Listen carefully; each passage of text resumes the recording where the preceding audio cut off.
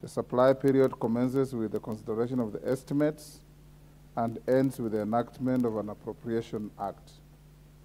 During this period, honorable members, the House also considers the revenue-raising measures proposed to support the appropriation made by the House, that is the ways and means of supporting the budget. The culmination of this is the enactment of the Finance Act. Honorable members, during the supply period, the Cabinet Secretary for the National Treasury and Economic Planning also appears before the House to make a public pronouncement of the budget policy highlights and revenue-raising measures for the national government as contemplated under the Public Finance Management Act 2012. In keeping with the parliamentary practice drawn from the need to foster regional integration in the East African community, the pronouncement by the Cabinet Secretary is a ceremonial event. Accordingly, honorable members, the Cabinet Secretary for the National Treasury and Economic Planning is scheduled to make a public pronouncement on the budget highlights for the 2023-24 financial year on Thursday, 15th June 2023, in the National Assembly chamber from 3 p.m. Honorable members, the standing orders provide that during the supply and ways and means period, priority is to be given to business related to the consideration of the budget estimates, the Finance Bill 2023, the Appropriation Bill 2023, and any other legislation relating to the budget.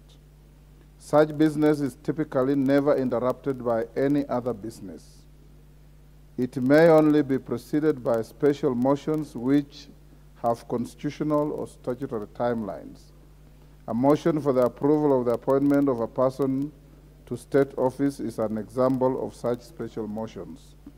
In this regard, honorable members, and for the convenience of the House, I have deferred the appearances by Cabinet Secretaries to respond to questions in plenary that were initially scheduled for tomorrow, Wednesday, 14th June 2023, during the afternoon sitting.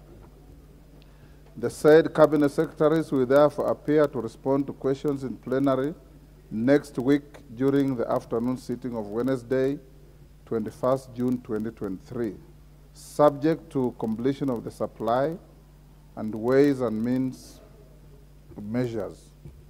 Honorable members, the House Business Committee has also resolved that consideration of supply measures in the Committee of Supply commences today, 13th June 2023. The consideration of ways and means measures include the Finance Bill 2023 at second reading, and subsequent stages commences tomorrow, Wednesday, 14th June 2023, in the morning sitting, subject to the report on the Finance Bill 2023 being tabled in the House of today's sitting. The House is accordingly guided. I thank you. Members, take your seats. You are too many to take the nearest seats. Take your usual seats.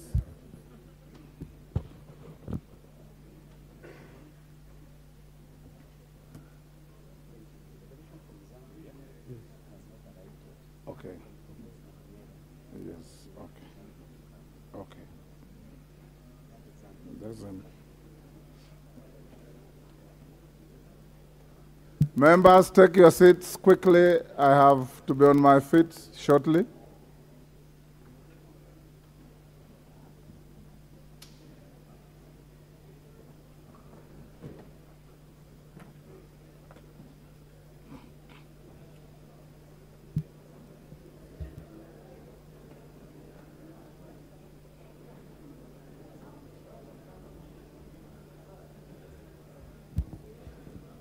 I order honorable members, take your seats. Take your seat, Mutunga.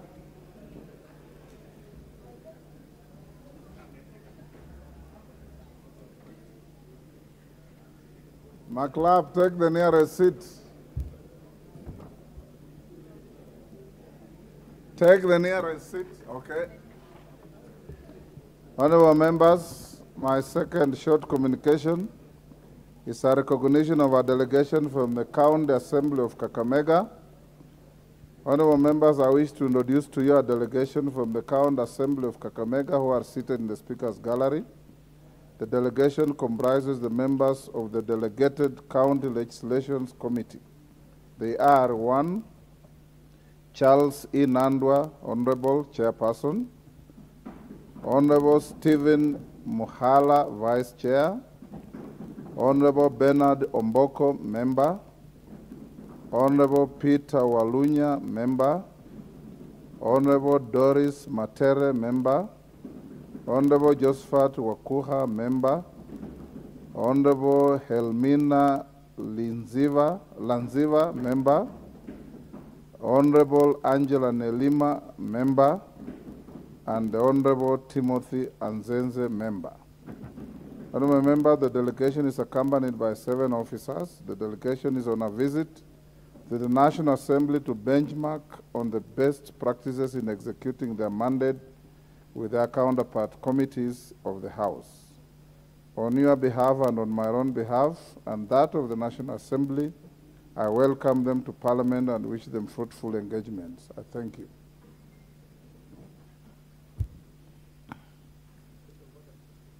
Yes, Honorable Chepkonga, what is out of order?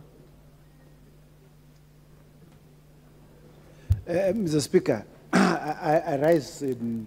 They are your guests? No, yes, true, Mr. Speaker. I rise in support of your statement that it is true the members of the County Assembly on Committee on Delegated Legislation were in my committee this morning.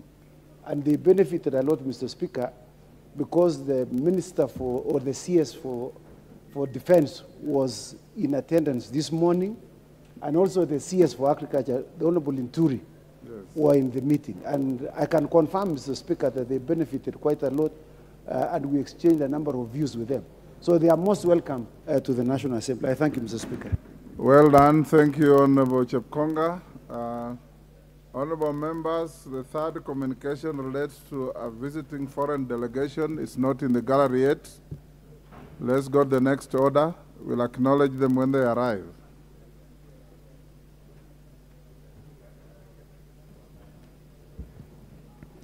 Order number 3, messages. Order number 4, petitions. Order number 5, papers. Majority Leader, or your nominee.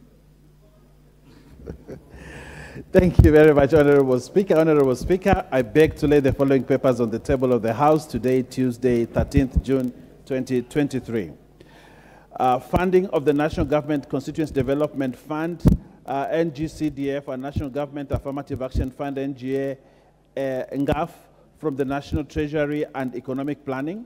Report of the Auditor General and financial statements on multinational Lake Victoria Maritime Communication and Transport Project, Kenya Maritime Authority from the Ministry of Mining, Blue Economy and Maritime Affairs. Reports of the Auditor General and financial statements in respect of the following institutions for the year ended 30th June 2022 and certificates therein. Kenya Academy of Sports, National Social Security Fund, Sports Kenya, Pharmacy and Poisons Board, Center for Mathematics, Science, Technology, Technology Education in Africa, SACCO Societies Regulatory Authority, SASRA, Taita Taveta University, Media Council of Kenya, Kenya Institute of Mass Communication, National Industrial Training Authority, Coast Development Authority, Tom Mboya University College, Shanzu Teachers Training College, Mombasa, National Council for Law Reporting, National Center for International Arbitration, Kenya Marine and Fisheries Research Institute, Coast Water Works Development Agency, Kisii National Polytechnic, Technical University of Mombasa Enterprises Limited, Eldoret National Polytechnic, Tanathi Water Works Development Agency, Rivertex East Africa Limited, Tharaka University College, Kenya Utalii College, Kenya Literature Bureau, and the Wildlife Research and Training Institute. I thank you, Honorable Speaker. I beg to Thank you, Deputy Majority Leader. Chairperson, Departmental Committee on Defense, Intelligence, and Foreign Relations.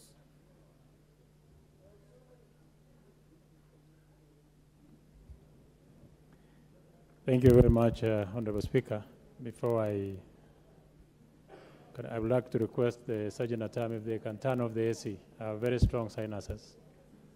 And it's Turn on or turn off? Turn off the AC. It's too cold. I would rather they reduce other than turn off. Honorable Speaker, I beg to move that taking into consideration the findings of the Departmental Committee on Defense, Intelligence and Foreign Relations in its report on vetting of a nominee for appointment of the Director General of the National Intelligence Service, laid on the table of the House on Tuesday, the 6th June 2023, and pursuant to Section 7(3)(b) of the National Intelligence Service Act 2022, this House approves the appointment of Mr. Nordin Mohammed Aji OGW CBS as the Director General of the National Intelligence Service. Honorable Speaker, the Departmental Committee of Defense. Are we sorry. same? Sorry? You have jammed the gun. I did, yeah. Sorry. I call you to. Is it the one on Seychelles? To lay some paper. You are supposed to lay a paper. We have not reached that order number 8 yet. Give him the mic. Well guided. I have so many papers today, Mr. Speaker. I beg your pardon. Honorable Speaker, I beg to give notice of the following motion, that this House adopts the report of the Departmental Committee on Defense, Intelligence and Foreign Relations on its consideration of the defense cooperation between the government of the Republic of Kenya and the government of the Republic of Seychelles, laid on the table of the House on Tuesday, 13 June 2023. And Honorable Koech, we are on order number 5, where we are laying papers. Can the clerk assist you?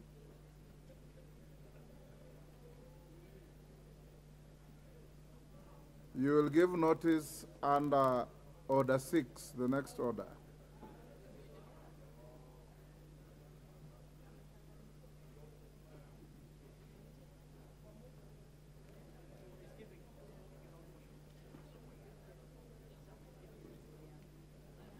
Give the member the mic. Are your papers in order now? yeah, Okay, go ahead. most part of this afternoon indeed will be Defense Committee. But I beg your pardon once more. Honorable Speaker, I beg to lay the following paper on the table of the House today, Tuesday, 13 June 2023. Report of the Departmental Committee on Defense, Intelligence and Foreign Relations on its consideration of the Defense Cooperation Agreement between the Government of the Republic of Kenya and the Government of the Republic of Seychelles. Next, Chairperson, Departmental Committee on Finance and National Planning. Where is the chair? I was made to understand they are not done yet. Yes. So he will lay the paper as soon as he walks into the House with it. Thank you, Honorable Speaker. Next order. Order number 6, notices of motion.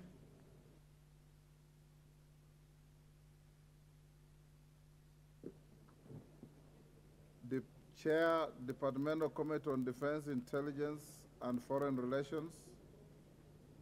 Nelson Koech, now you can give your notice of motion.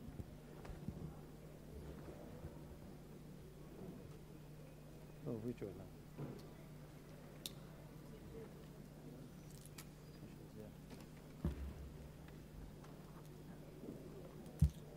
Honorable Speaker, I beg to give notice of the following motion, that this House adopts the report of the Departmental Committee on Defense, Intelligence and Foreign Relations on its consideration of the Defense Cooperation Agreement between the Government of the Republic of Kenya and the Government of the Republic of Seychelles, laid on the table of the House on Tuesday, 13 June 2023, pursuant to the provisions of Section 8, Subarticle 4 of the Treaty Making and Ratification Act 2012, approves the Defense Cooperation Agreement between the Government of the Republic of Kenya and the Government of the Republic of Seychelles.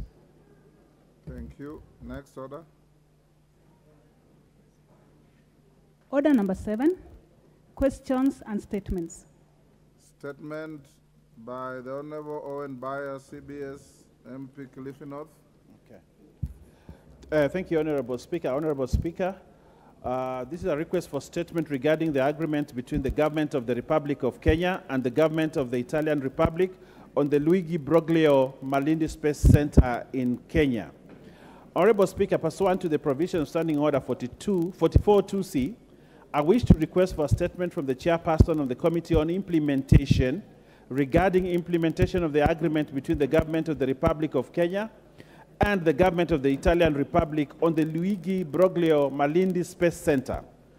Honorable Speaker, the Luigi Broglio Malindi Space Center was established close to 60 years ago through a public-private partnership between the Aerospace Research Center at the Sapienza University of Rome, the National Aeronautic and Space Administration, NASA, in the United States, and the government of Kenya.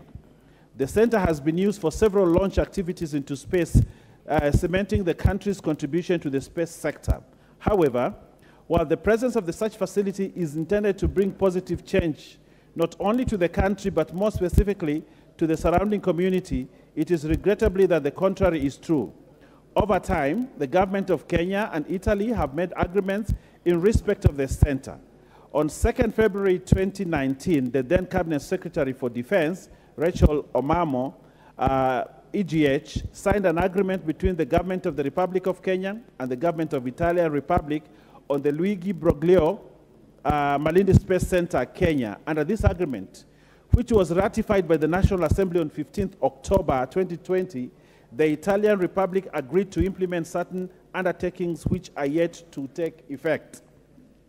Honorable Speaker, it is against this background that I seek a statement from the chairperson of the Committee on Implementation on the following. 1. What is the status of the previous House resolution on the Luigi Broglio Malindi Space Center? What is the state of the agreement on enhancement of the capacity of the Kenyan public institutions for higher learning in training, space, science, and technology? Could the chairperson also explain the current state of the training of Kenyan nationals on aerospace, science, technology, courses, and scholarships in other disciplines as per the agreement? What development support programs has the Italian government undertaken for the people of Ngomeni area in Kilifi County as was agreed? What is the state of the negotiations through respective implementing agencies or ministries in order to give support to the Kenyan Space Agency on access to Earth observation and space science data, education and training, telemedicine, and establishment of a regional center for Earth sciences? And lastly, Honorable Speaker, how many professional staff have been seconded to the facility by the Kenyan government? How many non-professional staff have been recruited? And further, has a Kenyan been appointed as the Deputy CEO by the government of Kenya as per Article 6 of the agreement? I thank you, Honorable Speaker. Thank you, Honorable Speaker. Is the chairman of implementation in the House? Any member? Bring the response in 2 weeks. Next order.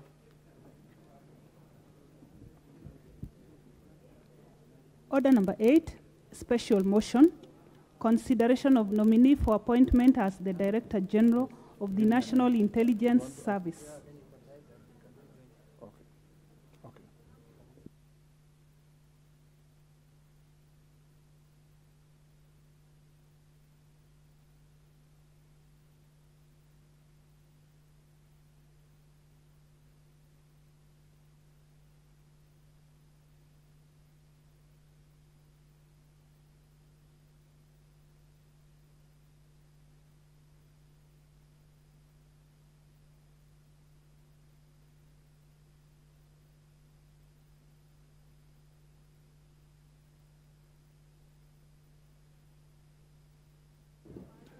Order, honorable members. Honorable members, I earlier on communicated the presence of members of the County Assembly of Kakamega whom you acknowledged with your foot thumping, and Honorable Chepkonga welcomed them. I'm told they were in fact not in the gallery at all at the time. They have just arrived. And the delegation from our friendly country, Zambia, was in the gallery but sitting in the wrong place. So allow me to revisit the same. The delegation from Kakamega, which I already mentioned, I don't need to recite what they're here for, are as follows. When you are mentioned, you may stand up individually to be acknowledged.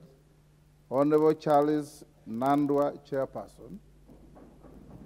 Honorable Stephen Muhala, Vice Chair. Honorable Bernard Omboko, Member. Honorable Peter Walunya, Member. Honorable Doris Matere, Member. Honorable Josephat Wakuha, Member. Honorable Helmina Lanziva, Member. Honorable Angela Nelima, Member. And the Honorable Timothy Anzenze, Member. We have already acknowledged you and welcomed you, and the Honorable Chepkonga has also done so, confirming that you appeared before his committee where there were 2 cabinet secretaries. You are welcome to the House of Parliament. Honorable members, I also wish to introduce to you a delegation from the Parliament of Zambia, who are seated in the Speaker's row. The delegation comprises members of the Public Accounts Committee in the Parliament of Zambia. They are 1, Honorable Warren C. Mwambazi, lead of the delegation.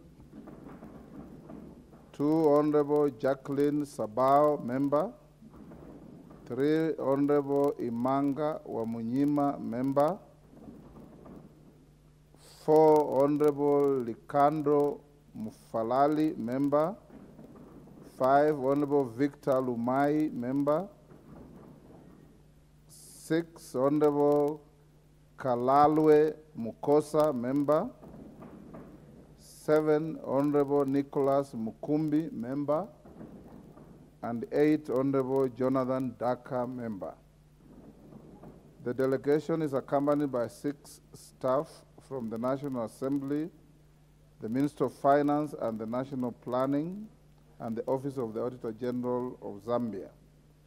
Honorable members, the delegation is on a visit to benchmark on the best practices and share experiences with their counterpart committees of the House dealing with financial, audit, and money-related matters.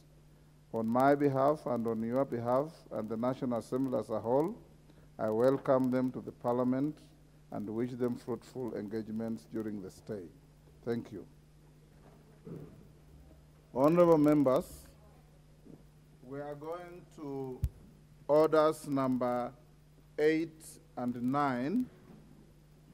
The House Business Committee directed this afternoon that these 2 orders will take 1 hour. Order number 8, 30 minutes. Order number 9, 30 minutes, so that we can go to the Committee of Supply. Before we invite the mover at order number 8, the Honorable Junet has approached the chair saying he has a point of order. Can you go ahead and prosecute it? Give Honorable Junet the microphone. Thank you, Mr. Speaker. Mr. Speaker, I stand to seek your indulgence on a matter that Parliament. Mr. Speaker, I wanted to seek your indulgence on a matter that Parliament has raised publicly for public participation. Mr. Speaker, there are 2 bills that have been advertised for public participation, and one of the bills is the privatization bill. But when the matter came to the House, the bill was referred to the Finance Committee, and the Finance Committee have published it for public participation.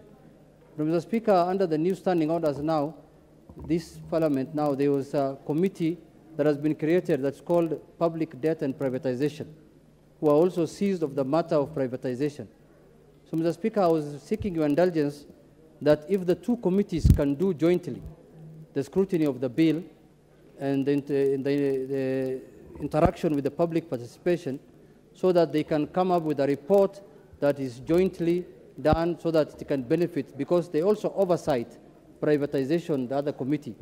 So, Mr. Speaker, I was seeking your indulgence that the committee has requested, as the whip might, to address to you that if they can be allowed to do a joint participation, so that they can have a joint report, and then both committees can benefit from the report of the public participation, so that later when the bill is assented to, it doesn't get into problem with the other committee that is supposed to use it for oversighting purposes. Thank you, Mr. Speaker. Honorable Jeanette, I'll direct the clerk to bring the two bills to me. I'll have to look at them with the attendant standing orders, and I'll give you direction on Thursday afternoon. Honorable Koech, you have 30 minutes to prosecute this motion. I would encourage you that even as you are entitled to close to 15 minutes in moving, take much less time so that one or two members can be allowed to contribute. Thank you once more, Honorable Speaker. I'll be very brief. Honorable Speaker, I beg to move that, taking into consideration the findings of the Departmental Committee on Defense, Intelligence and Foreign Relations, in its report on the vetting of the nominee for the appointment of the Director General of the National Intelligence Service, laid on the table of the House on Tuesday, 6th June 2023, and pursuant to Section 7(3)(b) of the National Intelligence Service Act 2012, this House approves the nomination, the appointment of Mr. Nordin Haji, OGW, CBS, as the Director General of the National Intelligence Service. Honorable Speaker, the Departmental Committee on Defense, Intelligence and Foreign Relations is one of the 15 departmental committees of the National Assembly established under Standing Order 216, whose mandate, pursuant to the Standing Order 216.5, includes, among others, to vet and report on all appointments where the Constitution or any other law requires National Assembly approval, except those under Standing Order 204, Committee on Appointments. Honorable Speaker, the subjects of the Departmental Committee on Defense, Intelligence and Foreign Relations are stated in the second schedule of the National Assembly standing orders, and they include defense, intelligence, foreign relations, diplomatic and consular services, international boundaries, including territorial waters, international relations, and veteran affairs. Honorable Speaker, the report before the House details the proceedings during the approval hearing of Mr. Nordin Mohammed Haji, a nominee for appointment as Director General of the National Intelligence Service. Honorable Speaker, through a letter dated 18th of May 2023, His Excellency the President notified the National Assembly of the nomination of Mr. Nordin Haji as Director General of the National Intelligence Service. Then your office, through communication made on Friday, 19th May 2023, conveyed to the members of the National Assembly the message from His Excellency the President. You subsequently referred the nominee's CV and testimonials to the Departmental Committee on Defense, Intelligence and Foreign Relations for approval hearings. While referring the matter to the committee, Mr. Speaker, you directed that the committee undertakes the vetting exercise in accordance with Public Appointments Parliamentary Approval Act number 33 of 2011. Honorable Speaker, in compliance with Article 118 of the Constitution and Section 6(4) of the Public Appointments Parliamentary Approval Act number 33 of 2011, Order, members, the consultations the are too clerk loud. of the National... Honorable Didymus, take your seat. The consultations are too loud. The clerk of the National Assembly... Shall I proceed? Yes. Continue. The clerk of the National Assembly placed an advertisement on the print media on Saturday, 20th May 2023, informing the public of the nomination, date, time, and place of the approval hearing. He also invited the public to submit memoranda by way of written statements on oath, affidavits, and suitability of the nominee in conformity with Section subsection 9 of the Public Appointments Parliamentary Act number 33 of 2011. The memoranda were received on or before Monday, 29th May 2023 at 5 p.m. Honorable Speaker, the committee received 26 memoranda on the nominee, 4 against and 22 in favor of the nominee's suitability. Further, the Clerk of the National Assembly wrote to the Kenya Revenue Authority, Ethics and Anti-Corruption Commission, DCI, Higher Education Loans Board, and Office of the Registrar of Political Parties seeking references and background checks relating to the suitability of the nominee, and all responded in the affirmative. Honorable Speaker, the nominee appeared before the committee on Tuesday, 30th May 2023 at 2:30 p.m. for an approval hearing. The committee examined its suitability based on the criteria set out on Section 7 of the Public Appointments Parliamentary Approval Act number 33 of 2011. The committee examined his academic credentials, relevant experience, knowledge of sector issues, and leadership and integrity. The committee paid due regard to the procedure used to arrive at the nominee. Any constitutional or statutory requirements relating to the Office of Director General of the National Intelligence Service and suitability of the nominee for the appointment proposed, having regard to whether the nominee's abilities, experience, and qualities met the needs of the agency.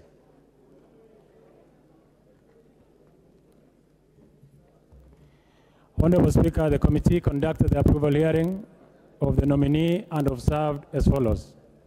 Number 1, that the procedure used to arrive at the nominee accords with Section 7, subsection 2 of the National Intelligence Service Act, number 28 of 2012, which provides that the President shall nominate a person for appointment as the Director General and submit the name of the nominee to the National Assembly.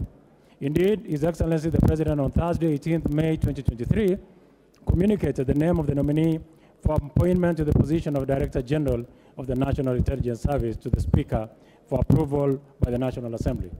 Number 2, Honorable Speaker, that the nominee meets the requirements of Chapter 6 of the Constitution on leadership and integrity having been cleared from the following statutory bodies, that is the EACC, Kenya Revenue Authority, DCI, Office of Registrar of Political Parties, and the Higher Education Loans Board.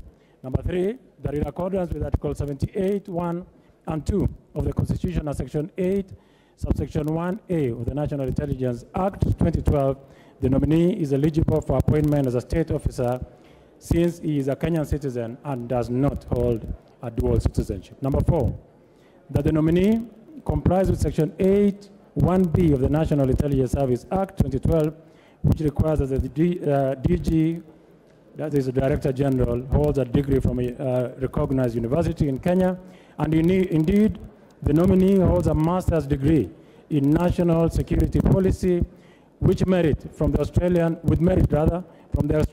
National University, which he acquired in 2014, a master in law, LLM, from the University of Wales, Cardiff, which he acquired in 1997, and a Bachelor of Law, LLB, from the University of Wales, which he acquired in 1996. Honorable Speaker, in terms of academic credential, Nordin Haji, you can say, is extremely knowledgeable and well-read in many fields, particularly with a bias in law. Number 5, Honorable Speaker, that the nominee has held the following positions. Number 1, Director of Public Prosecutions, which he held from March 2018 to date, Deputy Director of Counter-Organized Crime in the National Intelligence Service, which he held from June 2016 to 2017. He was the Deputy Director of Administration Internal Division of the National Intelligence Service from January 2015 to June 2016. He was the head of Somali stabilization at the National Intelligence Service from 2010 to 2013. He was the head of countering violence Countering Violent Extremism at the National Intelligence Service from 2009 to 2010. He was the head of legal department at the National Intelligence Service from 2005 to 2009. He was the deputy head of legal department of the National Intelligence Service 2000 to 2005. State Counsel with the Attorney General's Office from January to December of the year 2000. Honorable Speaker, if you look at his CV and from the unofficial records, if you talk to the people who work with the National Intelligence Service, they find Mr. Nurdin Haji as almost a natural fit. Number one, because he has worked there before with the National Intelligence Service. And number two, many a times they have had a Director General being moved from either the police or the other security agencies, and for the first time, they are having one of their own as the Director of the National Intelligence Service. Nurdin Haji is going back here, not as if this House finds favor and approves him, not as a stranger, but as someone who has risen through the ranks in the National Intelligence Service from a very, I will call, relatively junior office to a very senior office by the time he left to go to be the Director of Public Prosecution. It is notable to note that some of the questions that honorable members of my committee did ask Mr. Nurdin Haji, I'll move very quickly.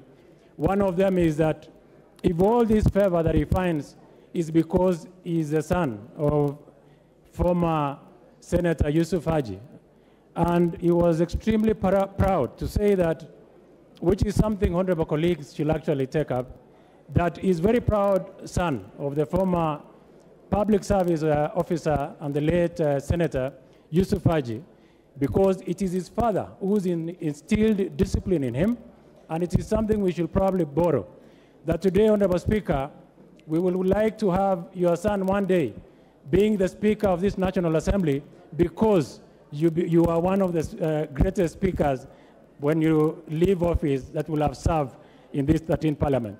It is the same thing that honorable colleagues here, that today or tomorrow, the son or the daughter of my friend Junaid Mohammed can come to this House as a member of Parliament because of the good deeds that we do in society. So indeed, it is because of that fact and the discipline that he got from his father that he has found favor in his, some of the offices that he's worked in.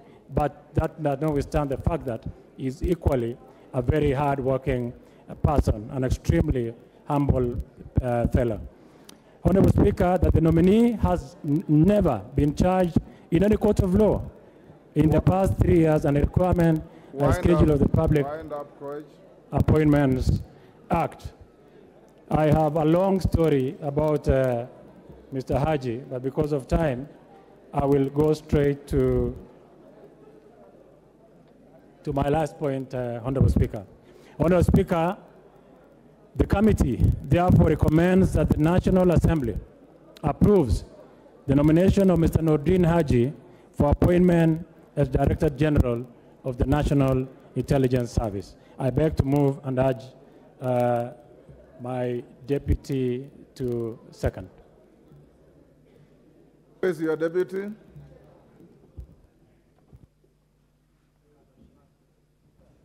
Honorable Bashir. Thank you, Honorable Speaker. Honorable Speaker, I wish to second the motion that this House approves the appointment of Mr. Nurdin Mohammed Haji as the Director General of the National Intelligence Service. Honorable Speaker, as has been said by my chairman, the committee paid due regard to the procedures used to arrive at the nominee, having met all the constitutional and statutory requirements relating to the Office of the Director General of the National Intelligence Service, and suitability of the nominee for the appointment proposed, having regard to whether the nominee's abilities, experience, and qualities meet the needs of the agency. Honorable Speaker, upon conclusion of the approval hearings, we scrutinized the personal, academic, and career background of the nominee, and we are fully convinced that he fits the role of the Director General of National Intelligence Service. Indeed, we established that the nominee, Mr. Nordin Mohammed Haji, meets the requirements of Chapter 6 of the Constitution on Leadership and Integrity, having been cleared from the following statutory bodies: the Ethics and Anti-Corruption Commission, the Kenya Revenue Authority, the Director of Criminal Investigations, Office of the Registrar of Political Parties, and the Higher Education Loan Board, and all of them gave a clean bill of health. 2, the nominee complies with the Section 8(1)(b) of the National Intelligence Service Act, whereby he meets all the requirements pertaining to the appointment of the Office of the Director General.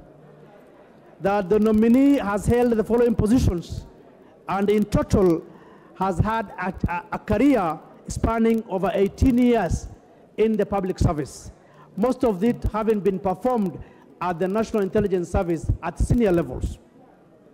Honorable Speaker, the nominee has not been charged in any court of law, and therefore this also informed us on his suitability. The nominee does not hold any office in a political party, and that also has a requirement of the schedule to the Public Appointments Parliamentary Approvals Act. Honorable Speaker, during the approval hearing, the nominee demonstrated knowledge of topical, administrative, and technical issues touching on the government, and has thus the requisite abilities, qualifications, and experience to serve as the Director General of the National Intelligence Service. During the approval hearings, we received 26 memorandums. Out of this, 4 were against and 22 were in favor of the nominees. Those that were against also, we scrutinized and looked at their background, whether they could sway the government, the committee's decision. But all those memos did not stand on legal grounds, and therefore we could not consider them. Honorable Speaker, with that, and having considered the credential of the nominee, we wish to assure this House and the country at large that the right man for the job for this particular new appointment is Nordin Mohammed Haji, and he vets the bill. As has been said before, Nordin Haji comes from a career family. His late father was a career civil servant. His mother is also a career civil servant, and therefore has had long piece of career in the public service. Yes. Honorable Speaker, I want to urge this House to consider the nominee and approve his nomination so that he serves in this position as soon as possible. Honorable Speaker, with those few remarks, I second the motion and urge the House to adopt this report. Thank you very much. Order, honorable members. Order. Honorable members, a question cannot be put before it is proposed.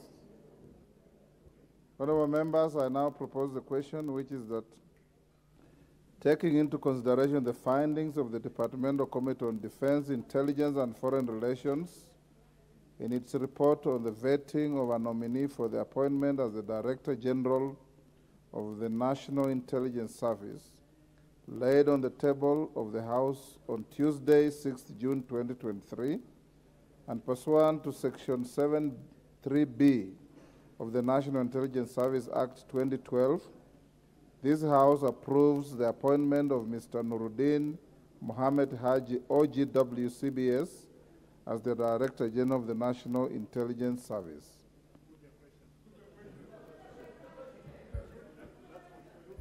I have at least 2 people who have walked to me and requested to be given an opportunity.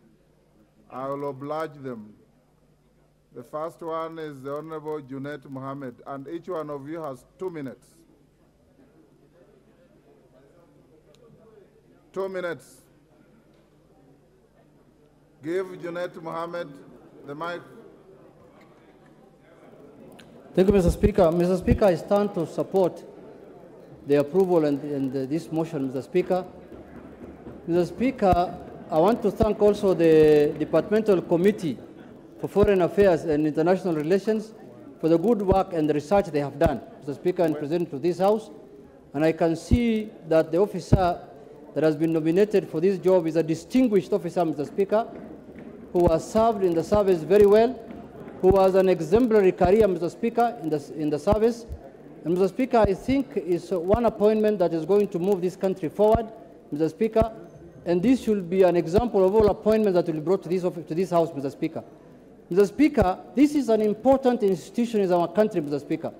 This is an institution that is going to protect and provide the safety of the citizens of this country, Mr. Speaker, and for that reason, is an institution that must be headed and guided by somebody who has the capacity, the knowledge, and the temerity to do the kind of work that is related to that institution, Mr. Speaker, and no one fits, and the skills required to do this work, Mr. Speaker. Mr. Speaker, I want to put forward that on record that this is the person who will make sure that this country is safe and secure, and I have no doubt, in accordance with the report that has been brought by the committee, that he is a man who has the capacity and the capability, and I urge the House to approve him, Mr. Speaker, so that he can go and do his work. Thank you very much, Mr. Speaker. Majority Leader, you have 3 minutes. Thank you, Honorable Speaker, and I also rise to support the nomination and approval of the former DPP, or immediate former DPP, Noordin Haji. Honorable Speaker, as has been said in the report, this is a gentleman who the people of Kenya know very well, one who has served the office that he has served in as DPP with unmatched integrity, Honorable Speaker. But, Honorable Speaker, he is getting into an office that is extremely sensitive.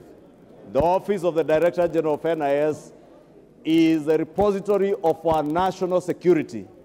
Honorable Speaker, I am certain that the committee during vetting did engage with him in depth, and definitely knowing that matters security are not matters to delve into in depth.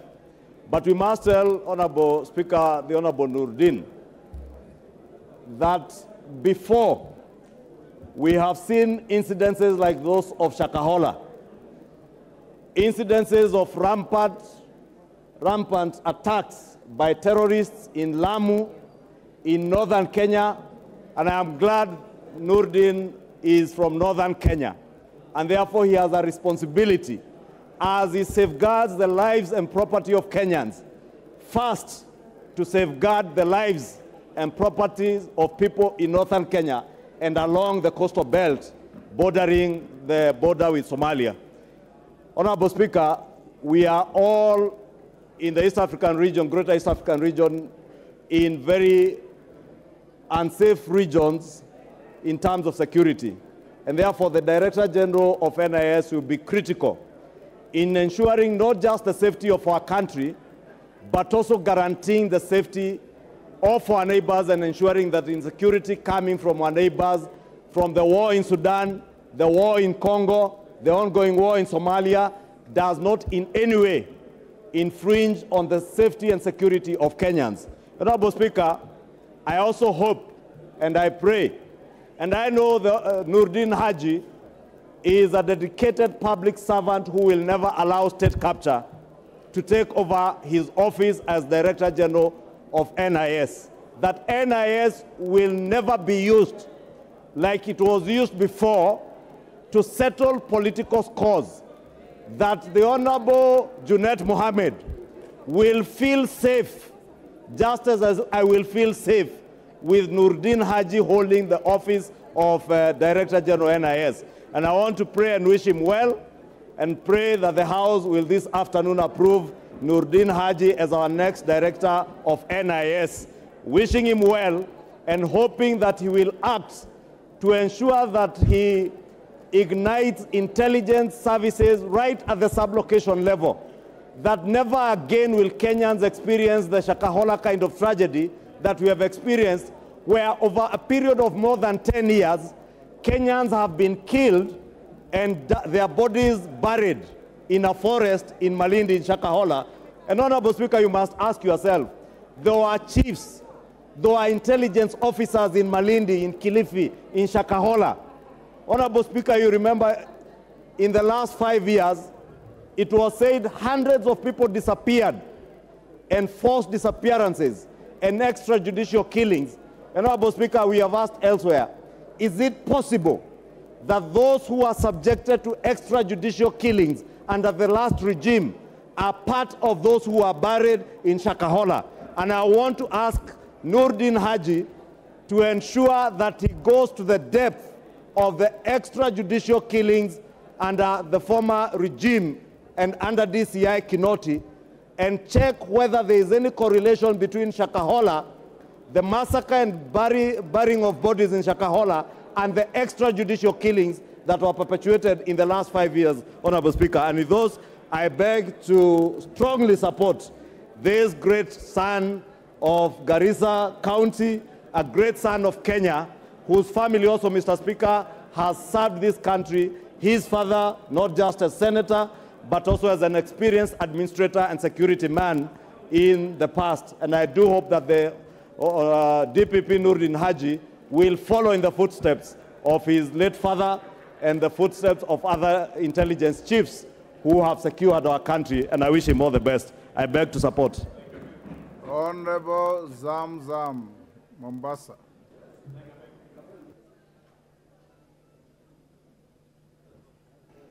Asante sana Bwana Spika, na mimi pia niweze kupigia pono mjadala huu wa leo ama uamuzi utakaotoka hapa leo kuhusu ndugu yetu Nurdin Haji. Nurdin Haji nimemjua toka nikiwa msichana mdogo, wakati walikuwa wanakaa Kakamega na babake akiwa PC. Hata babangu alipofariki, babake ndo alonilipia mimi school fees nikamaliza high school. Na Nurdin Haji toka akiwa kijana mdogo alikuwa ni mtu mtanashati, ni mtu mchapakazi.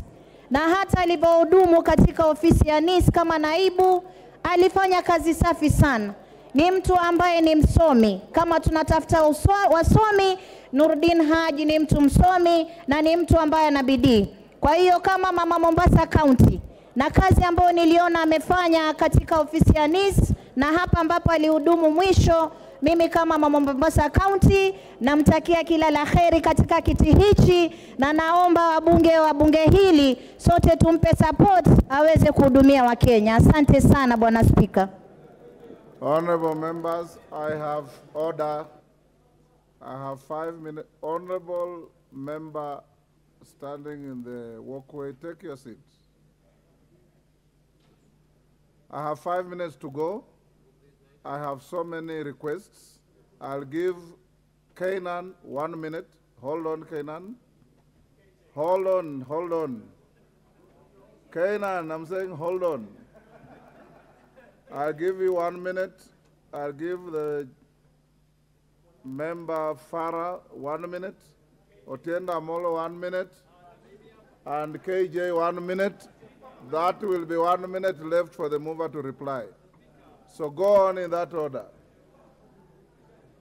Thank you, Mr. Speaker. Mr. Speaker, from the onset, let me say I support this report. Mr. Speaker, I was the chairman of this committee between 2007 and 2013 at a very difficult time during the Grand Coalition government. I have interacted with Nurdin as an advocate, as an intelligence officer, and currently as the DPP, and now being confirmed today, inshallah, as the next DG. Mr. Speaker, in all this, what is coming out is Nurdin is a quintessential, pragmatic intelligence officer, Mr. Speaker, and I have no doubt in my mind that he's going to contribute to the further transformation of our intelligence community. Thank you. I support this, Mr. Speaker. Thank you. Farah Maalim, 1 minute. Mr. Speaker, I also want to add my voice in support of this motion. I have known personally Nurdin from the time he was very young, and I am convinced any country, for a country to prosper and for a country to have a proper security machinery, we must have an intelligence service that is perfect in every sense of the word. We cannot eliminate the scourge of Al-Shabaab and the kind of insecurities we have in this country unless we have somebody whom we have all a lot of trust in. And I'm sure Nurdin is that very person. Thank you, Mr. Speaker. Otieno Amolo. Mr. Speaker, I support the motion based on the law. Mr. Speaker, I have looked carefully at Section 6 and 7 of the Act and Articles 238 and 239 of the Constitution, Mr. Speaker, what is required of an holder of this office is in terms of learning, experience, and trust. It is not the same requirement as the office of the DPP, for which even those who opposed his appointment had raised issues of independence and impartiality. In fact, I think that we must thank Mr. Haji, because anyone who may have had an issue, and it is in court, so I will not comment on it, then has an opportunity now to debate a new DPP, because he has left 4 years earlier. But on this, it's not an independent office that requires all those other things. It only requires gaining the trust of Kenyans, gaining the trust of this nation. Thank you. I will indulge the member for Ijara. Oh, Goja, I had mentioned KJ. Yes, KJ, 1 minute. Thank you very much, Mr. Speaker. I stand to support the report that has been presented by the Chairman of Defense. And Mr. Speaker, by passing the appointment of Noordin Haji, we shall actually be doing what this country needs to be doing. We shall be rewarding merit, Mr. Speaker. But that is not why I rise, Mr. Speaker. I rise to say that the task that is on the hands of Mr. Noordin Haji is greater than what we even imagine. In a new world, Mr. Speaker, intelligence will require that we apply new technologies, we apply new and emerging trends in intelligence gathering, Mr. Speaker. So it is to tell Mr. Haji as he takes office that he needs to look into the new space of artificial intelligence, of robotics, of emerging technologies, so that he can up the game of intelligence in this country, and we can end up being a pilot and a case study. Time up. Member for Ijara, 1 minute. Mr. Speaker, thank you for giving me this time. Mr. Speaker, thank you for giving me this time. On behalf of Ijara people, I am grateful and indeed honored to thank His Excellency the President for appointing us one of our son to head the security docket. The people of Ijara are proud to have one of their sons to be nominated for the said position. Thank you. And Mr. Speaker, Noordin Haji is a competent man with integrity whose capacity is never in doubt. And when he's worked at the DPP and the Deputy Director of Counterintelligence, he received integrity awards and gained confidence and trust of Kenyans. I welcome his appointment, and I urge and request colleagues across the political divide to consider his approval, and we say thank you very much. Lastly, the minority leader. The minority leader. Mr. Speaker, let me add my voice to this motion. Yes, Wanjala, what is out of order? And it better be a point of order. Yes, sir. Give him a microphone. Yes, sir. Thank you, Mr. Speaker. My point of order, Mr. Speaker, many of us, members of Parliament and of this House who represents Kenyans, we have a lot of interest in this debate of the promotion of this. What is out of order, Wanjala? What is out of order, Mr. Speaker, is that you have severally picked on Somalis and you have excluded us, and you want to finish the speech. Order, Wanjala. Order. Order, Wanjala. Order. Order, honorable members. Order. Honorable Wanjala. Order. Order, members. Order. Honorable Wanjala, there are no Somalis in this house. We only have members of parliament. And you are totally out of order in trying to profile your colleagues in a tribal manner. In fact, if you are talking of ethnicity, the member for Gunja that I've given the floor does not fall in your profile. Wandai, proceed. Nothing, I apologize, nothing. Yeah, Mr. Speaker, let me be very brief and to add my voice to this motion. Mr. Speaker, I want to say from the outset that I have no objection to this appointment. And I would just really want to urge the incoming DG of NIS to live true to the oath of office that he will be taking, and to ensure that indeed he gives priority to the security of the nation. Mr. Speaker, we have had in the past serious incidents of terrorism in this country. And I must commend the outgoing DG, Mr. Kamweru, that under very, very difficult circumstances, he was at least able to rein in rampant terrorism or terrorist acts within our country, Mr. Speaker, or within our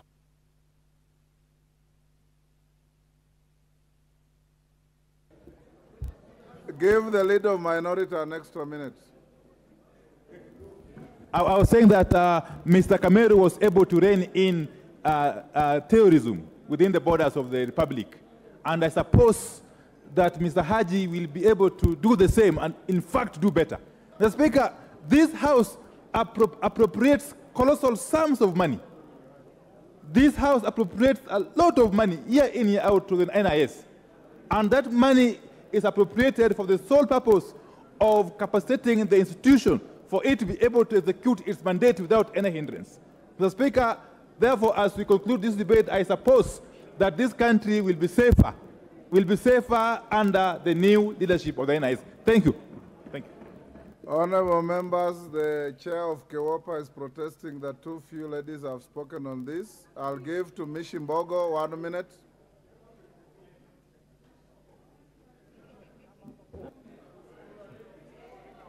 Mishimbogo. Asante sana. Asante sana Mheshimiwa Spika, na mimi naunga mkono kuteuliwa kwa Nurdin Haji katika kitengo cha huduma ya ujasusi wa kitaifa. Na namunga mkono kwa sababu tajriba ya kielimu amefuzu, na pia uzoefu na uweledi wa mambo ya usalama na ujasusi ameweza kufuzu, na amefanya kazi katika vitengo tofauti tofauti. Tunajua yeye atatuwezesha haswa pia kupunguza misimamo mikali ile tunasema extremism, mambo yale tunazungumzia ya Al-Shabaab. Tunajua yeye katika mambo ya ujasusi ameweza kufuzu, na pia hana dosari katika mambo ya uongozi na uadilifu. Vile vile pia hajawahi kuhukumiwa katika shutuma yoyote ya kijinai ama pia katika mambo ya uhalifu. Tunajua anaweza na ana tajriba ya kuweza kuongoza taifa la Kenya katika mambo ya usalama na ujasusi, kutupatia. Your time is up. Now move to reply. How many minutes, Honorable 1. Speaker? Honorable Speaker, from honorable colleagues, there is a lot of attention, and for the first time, almost 100% consensus on the person of Nurdin Haji. I want to appreciate my members, honorable colleagues, for such a good job. I want to also, at the same breath, thank the former DG, the exiting one, Kamweru, Major General, for a good job that he did when he took the helm of NIS. With Nurdin coming in, I just want to wish him all the best, and I beg to reply. Thank you, honorable members. Sorry for those who wanted to speak but didn't speak. I know that many of you wanted to speak to this. When you go to the Committee of Supply, there is an item on NIS. You can edge in on that and speak to what you wanted to say. Honorable members, I now put the question, which is taking into consideration the findings of the Departmental Committee on Defense, Intelligence and Foreign Relations in its report on the vetting of a nominee for the appointment as Director General of the National Intelligence Service, laid on the table of the House on Tuesday, 6 June 2023, and pursuant to Section 7(3)(b) of the National Intelligence Service Act 2012, this House approves the appointment of Mr. Nurdin Mohammed Haji, OGW CBS, as the Director General of the National Intelligence Service. As members of that opinion say aye. Aye. Will those of the contrary opinion say nay? No! The ayes have it. Order number 9, special motion. Hold on. Honorable members, Wanjala is in his absolute right to shout himself hoarse. Honorable members, allow me to acknowledge in the public and speakers' galleries the following institutions visiting Parliament: Makueni boys from Makueni, constituency Makueni; Oshol Academy from Nyali, Mombasa; Katangi Secondary from Yata, Machakos; Migaa Primary from Kipipiri, Nyandarua; Ithanga Secondary from Mosop, Nandi. On your behalf and on behalf of the House of Parliament and myself, we welcome the schools to the House this afternoon.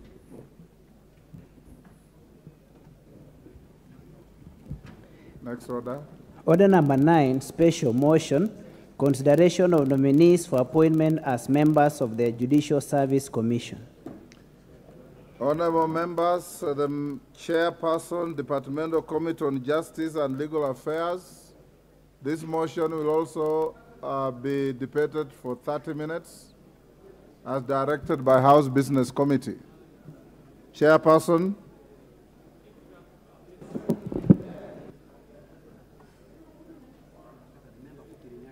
Yes. You are the vice chair? The member for Kirinyaga? Nominee. Honorable Speaker, I could see you were looking for Murugara, or the vice chair. For Murugara, yes. I am the acting chair. You are the imitation of Murugara. Go on. Honorable Speaker, I beg to move the motion that, taking into consideration the findings of the Departmental Committee on Justice and Legal Affairs and its report on the vetting of nominees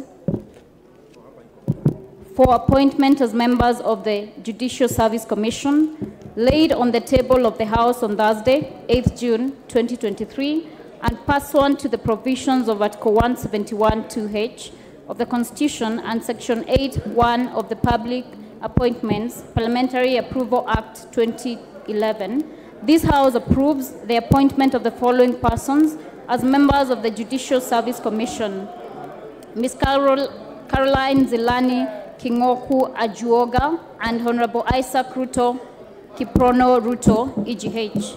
Honorable Speaker, I beg to move that this House adopts the report of the Departmental Committee on Justice and Legal Affairs on the approval hearing of Ms. Caroline Zilani and Honorable Isaac Kiprono Ruto, nominees for appointment as members of the Judicial Service Commission.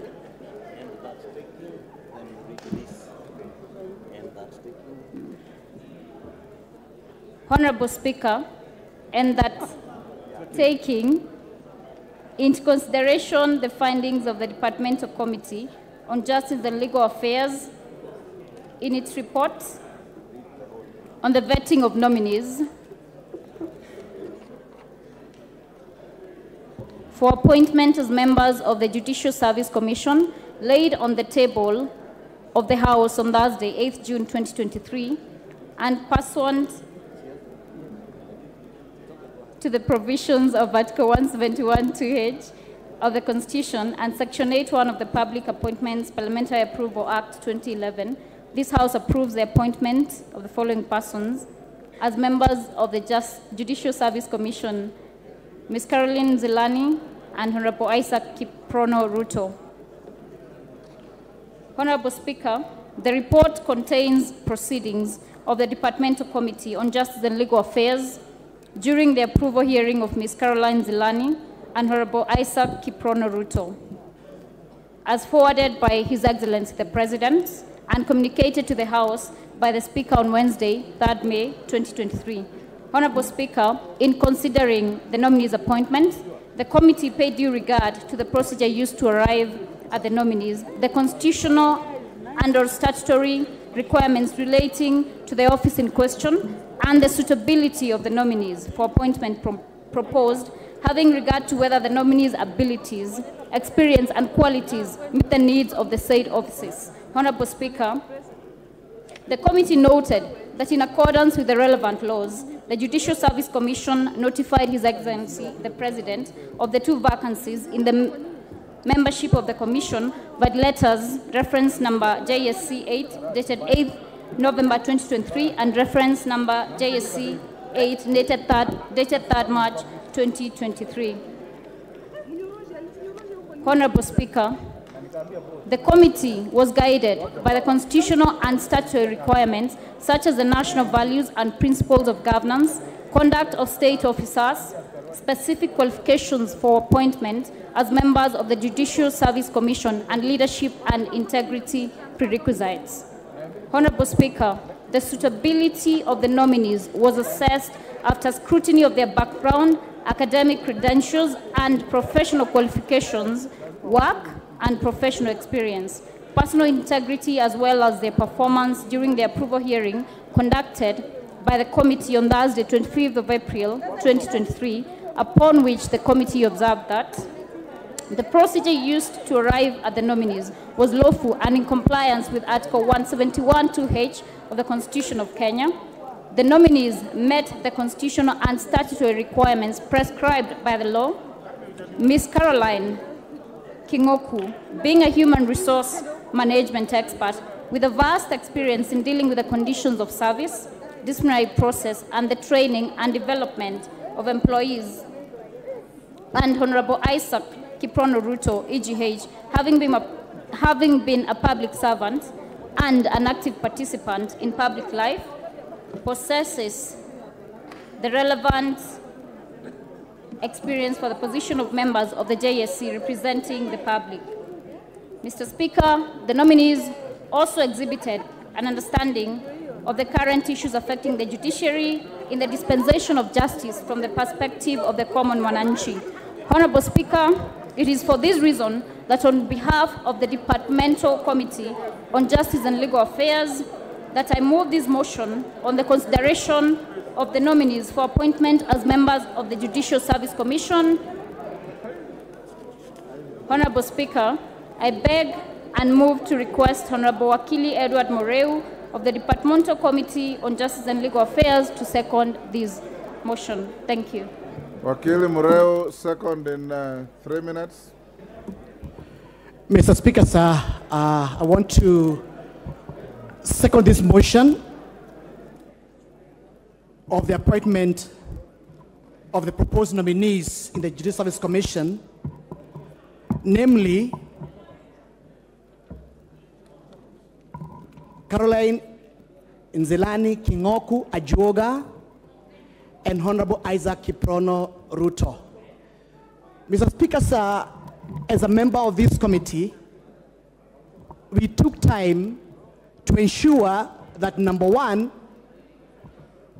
we remain very focused in terms of the provisions of the law, in particular on Article 171, 2H of the Constitution, and also Section 88, subsection 1 of the Public Appointments of the Parliamentary Approvals Act 2011. Mr. Speaker, sir,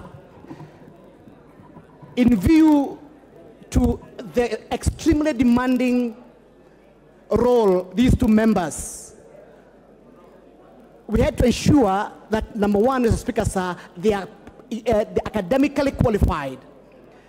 And starting with Caroline Nzelani Kingoku Ajuoga, Mr. Speaker, sir, it's good to mention that Caroline is the head of human resource in NCBA Bank, which employs over 4,000 members of staff. Mr. Speaker, sir, Judicial Service Commission is a service industry, and their strength is the quality of the members of staff in terms of motivation to ensure they are serving Kenyans the way it's supposed to be. And therefore, Mr. Speaker, sir, I would like to say, Madam Caroline Nzelani Kingoku Ajuoga will bring a lot of experience to the Judicial Service Commission in terms of managing their HRs make sure that the staff are motivated, making sure that the issues about missing files are over, making sure that the corruption is addressed properly, and therefore we expect a well-motivated judiciary. Secondly, Mr. Speaker, sir, Isaac Kiprono Ruto comes in as a servant of the people. He's a well-known member, or he has served as member of parliament for many years. He has also served as a governor of Kericho for one term. My apologies, Mr. Speaker, sir. He has served as a governor of Obet for 5 years. He's a renowned stickler to the law. He was part of the process in terms of Constitutional Amendment 2010. And there, Mr. Speaker, sir, I want to second this motion and say this, that the members proposed herein are fit and proper to serve Judicial Service Commission. Thank you, Mr. Speaker, sir. Order, honorable members. Order. Order, honorable members. I now propose the question, which is that taking into consideration the findings of the Departmental Committee on Justice and Legal Affairs in its report on the vetting of nominees for appointment as members of the Judicial Service Commission laid on the table of the House on Thursday, 8 June 2023, and pursuant to provisions of Article 171(2)(h) of the Constitution and Section 8(1) of the Public Appointments Parliamentary Approval Act 2011, this House approves the appointment of the following persons as members of the Judicial Service Commission, JSC. 1. Ms. Caroline Nzilani Kingoku Ajuoga. 2. Honorable Isaac Kiprono Ruto, EGH.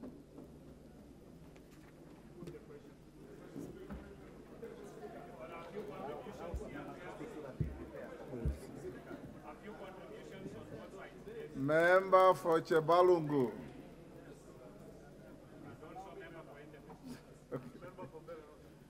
Of course. Thank you so much, Mr. Speaker. And as I stand to support this motion, I want to categorically thank the members of the JLAC for a proper consideration of the two nominees. Doubt, you have 2 minutes each. Well guided, Mr. Speaker. I stand here today to support the proposal for the approval of the two nominees, and specifically, I would want to mention about Honorable Isaac Ruto, who is my immediate party leader, and for that fact, he is now resigned as the party leader, and probably members of this House beginning today, as I am the senior-most politician in the party, I am going to be one of the party leaders, and I would really wish that I be recognized so by my colleague members of parliament.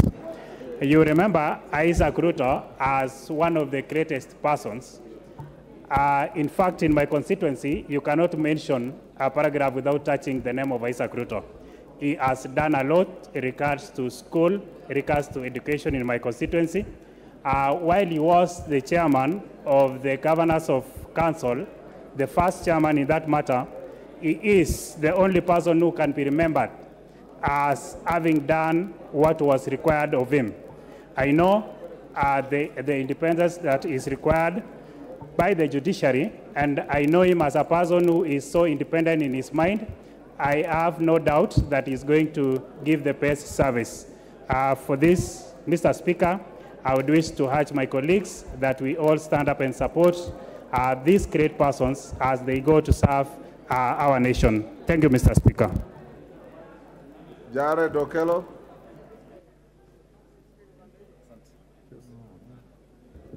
I thank you very much, Honorable Speaker, and I welcome the decision to have Ajuoga appearing in the list. But the name Ruto is becoming too much into this country, very synonymous with the prevailing appointments, Honorable Speaker, and therefore, in line with our constitutional dictates, we have to rethink this idea of Kenyanness in appointive positions, Honorable Speaker. Honorable Speaker, JSC is a very important component in dispensation of justice into this country. Judges get appointed through JSC, magistrates get appointed through JSC, and when a government turns rogue, and there is nothing stopping this from becoming so, it is only the courts of law that can apply brakes to a rogue government, Honorable Speaker. I am very afraid, and this is an emerging trend within this House, that debate is curtailed by people who constantly say, put the question. Honorable Speaker, what happened to the debates within this House, Honorable Speaker? And that is why people residing in State House have the temerity to tell us how to vote a particular way on bills coming to this House, Honorable Speaker. And therefore, I challenge this House to step back, reflect, and retool as they discharge their mandate given to them by the people of Kenya, Honorable Speaker. I support the appointment of Ajuoga in this respect, Honorable Speaker, and I thank you. And not Ruto. The Honorable Pukose. Thank you, Mr. Speaker, sir. I stand to support the appointment of Honorable Isaac Kibrono Ruto as a member to the parliamentary, to the Judicial Service Commission, having served as a distinguished governor for Bomet, having been a minister in the past, and having been a member of this House. Honorable Isaac Ruto is a distinguished member, and we know that he will be able to serve the Judicial Service Commission with distinction and with honor. With those few remarks, Honorable Speaker, I support. Thank you. Yes, okay. You've just spoken. What's your point of order? Honorable Speaker, with due respect, I withdraw any inference on the person of Kiprono Isaac Ruto, Honorable Speaker. As a member of Parliament, Honorable Speaker, he was part of us in this House before he moved to become a governor and ultimately getting this appointive position at the JSC, Honorable Speaker. And therefore, I support his appointment as a former colleague. I support his appointment as somebody who has what it takes to become a member of Judicial Service Commission. And therefore, I withdraw the inference that I did make a while back. And I thank you for the opportunity. It is only men of great honor who can own up to their mistakes. Thank you. Ruku. Thank you, Mr. Speaker. I rise to support the appointment of the two very distinguished Kenyans. His Excellency Ruto, the former governor of Bomet, what's the name of that? And the second appointee. Mr. Speaker, you realize the appointment which are forwarded to this House by the President are to the point. And we thank His Excellency for giving this nation proper people who can be able to serve this nation with integrity and commitment and diligence. Mr. Speaker, you will realize that this commission is very important in terms of promoting the recommendation of judges, the review of the service conditions of the judicial officers, as well as the staffing the judiciary. We need a very competent judiciary for the purposes of administration of justice in our country. I support the both appointment of Isaac Ruto as well as Caro Ojuaga, Mr. Speaker. Thank you.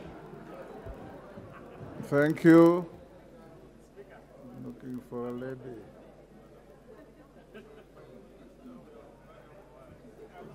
I'm looking for a lady. The Honorable... No.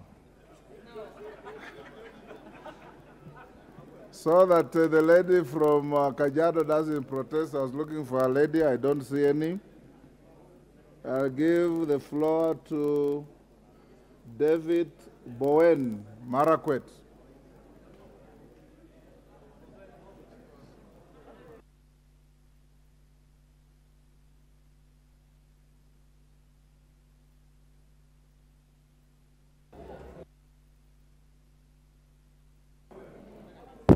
Thank you, Honorable Speaker. Honorable Speaker, I beg to support the two commissioners, Honorable Speaker, to the Judicial Service Commission. And Honorable Speaker, Judicial Service Commission is very important, especially to the judiciary arm of the government. The Honorable Speaker. Mr. Speaker, I want to support especially the nomination of Isaac Ruto, the former governor of Bomet. Mr. Speaker, the man I know, whom we have worked together in many fields. Mr. Speaker, the Honorable Isaac Ruto, when he was the chair of Council of Governors, the Honorable Isaac Ruto fought hard to make sure that resources and devolution worked, Honorable Speaker, especially at a very difficult time when we were implementing our first constitution, the 2010 constitution. Mr. Speaker, I hope the Honorable Isaac Ruto will go to the Judiciary and the Judicial Service Commission with the same strength and the same courage we see when he was the chair of Council of Governors, to make sure that the Judicial Service Commission and generally the judiciary, Mr. Speaker, functions especially in defense of justice. Mr. Speaker, with Judicial Service Commission, we would also want to see that High Court's Honorable Speaker has established all across the sub-counties in the country. Mr. Speaker, I want to support the two commissioners. Thank you. Member for Lugari. Thank you, Mr. Speaker. I raise to support the motion for appointment of the two. Mr. Speaker, I've had an opportunity to work with His Excellency Isaac Ruto. Two important things about Ruto: his independence of mind. The second point that I support Isaac for is that he's very meticulous and clear to detail. We have very few people who take time to read through documents word for word. Isaac is such a person. The Judicial Service Commission in Kenya has suffered because lack of a person who understands human resource management. I therefore support the appointment of a joker that she's going to bring into the Judicial Service Commission a competence that has been lacking. Thank you, Mr. Speaker. Honorable Toto.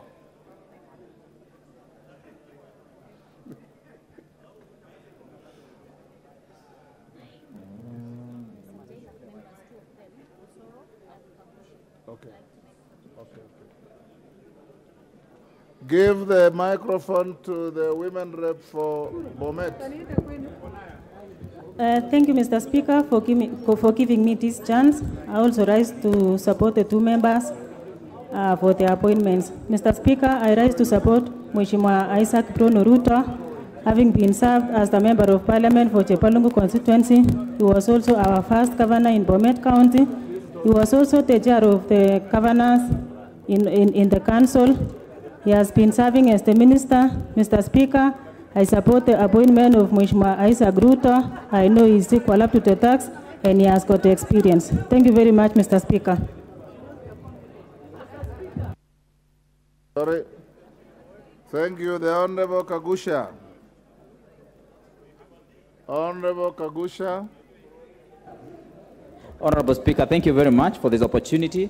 As a member of JLAC, I sat in the committee where we were able to vet these two candidates. And I want to confirm indeed, we found these two candidates suitable for this position as commissioners in JSC. Honorable Ruto, as a former governor, seasoned civil servant, a person who has served this country at different levels, is indeed highly qualified to be a member of JSC, especially because he brings with him a wealth of experience and also is able to guide and able to also help this country in matters justice. And I'm sure that we're going to be in a good position when we have the former governor, Isaac Ruto, as a member of JSC. Honorable Speaker, we also have the young lady who also brings youthfulness in the JSC. And we are very happy that Caroline is actually a person who is very well experienced on HR matters. And as Mr. Speaker, as you're aware, in JSC we require to have a well-versed person with HR experience so that we can be able to equip and give personnel to all our courts across the country. As you know, this is one of the areas where we need to boost our justice system. Thank you, Honorable Speaker. I support. Member for Luanda. Oh, okay. Thank you so much, Mr. Speaker, for the opportunity given to me. I rise to support the nomination of the two people having gone through the Departmental Committee of Justice and Legal Affairs, Mr. Speaker. Judicial Service Commission is such an important commission because it is charged with hiring and discipline matters of officers in the judiciary. We need men and women who are independent, men and women of high integrity, people who can stand by their decision, Mr. Speaker. And looking at the people that have been proposed, one, Honorable Isaac Ruto, having been a member of this House, having stood or been part of the Council of Governors, and having been a leader in this country, Mr. Speaker, he comes out as a man who is an independent man, as a man who is above petty issues, Mr. Speaker. I therefore join my colleagues in supporting and appreciating the work done by the Departmental Committee and do support the same. Thank you, Mr. Speaker, for your time. Rahim Daoud. Thank you, Mr. Speaker. Mr. Speaker, I want to support both the nominees, but especially the governor, the prior governor for Bomet, Honorable Isaac Ruto.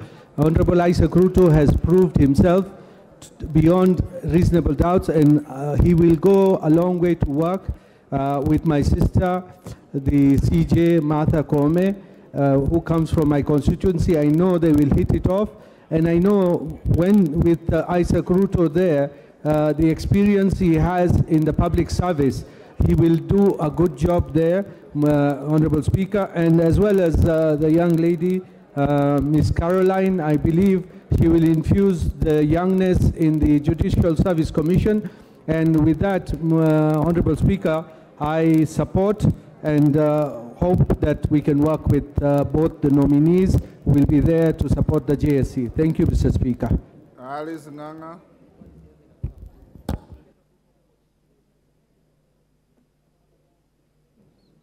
Thank you, Honorable Speaker.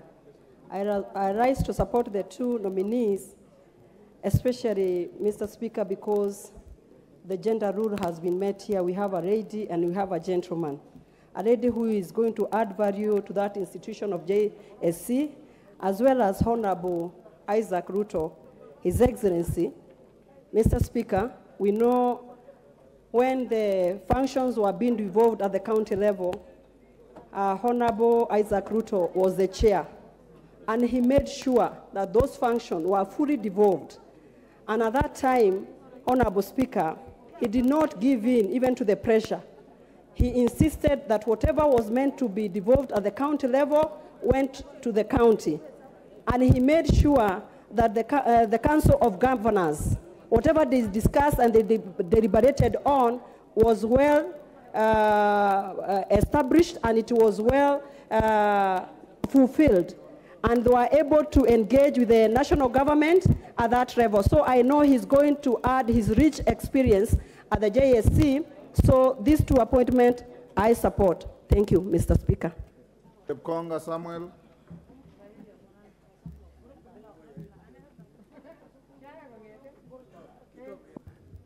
Yeah, Mr. Speaker, I thank you very much. First, I would like to support this motion. Secondly, Mr. Speaker, I'd like to speak concerning the Honorable Isaac Ruto. Isaac Ruto, Mr. Speaker, lived in my constituency before he left for Jebalungu. I hear Honorable Mandasi claiming that he belongs to that place. His last post office address was 1073 Kipkabos, which is in my constituency, Mr. Speaker. Mr. Speaker, This gentleman, I've known him for some time. And while I was at the university, he was the director for USA. And you know, Mr. Speaker, the so-called chapatis were very popular with the students. And he ensured that we had chapatis every Wednesday. And Mr. Speaker, you can imagine how popular they were. But he ensured that we were served very well. So if you are looking for somebody with experience, Mr. Speaker, to serve, this is the man. Mr. Speaker, we are looking for a person who will go to the judiciary to ensure that this division that we have had between the judiciary and the legislature is completely removed, Mr. Speaker. We have suffered as a consequence of not having our own in the judiciary. Mr. Speaker, this is one man. Informed by Robert Bukose? Yes, in fact, he has good information. Okay. Mr. Speaker, I just wanted to let Yepkwanga know that we used not to call it chapati. It was called dialogue. That's true, Mr. Speaker. Mr. Speaker, the Honorable Bukose has spoken for the first time. He always speaks, but this one is a better one. So, Mr. Speaker, I support the appointment of the Honorable Isaac Ruto. I thank you, Mr. Speaker. Thank you. Maklap, I'll come to you. Thank you, Mr. Speaker. I rise to support the two nominees, especially Isaac Brono Ruto, a man that I have known to be very meticulous with the truth. Isaac Ruto takes truthfulness to judiciary. Isaac Ruto is a man of his own words, that I have known him even before I came to Parliament, that this is the right person to join the Judicial Service Commission with a young lady called Caroline Silani. So, Speaker, Isaac Ruto has served this country, he has experience, he has knowledge, and I hope he is going to inject judiciary with a mind of machinani, of devolving justice to our constituencies, to be able to complete the stalled high courts in our constituencies or in our counties. Isaac Ruto, when will be approved, Mr. Speaker, will be able to be the engine of judiciary together with the other team so that the justice are seen and to be done at the lowest level where citizens of this country will be able to get justice at their closed door. I am a believer of a man that is meticulous for the truth for Kenya, and I'm sure judiciary has the right mind and the right experience to actually inject new energy for the survival of Judicial Service Commission. I end it there and say, may we rise to support the two candidates. Thank you, Mr. Speaker. Jen Kihara.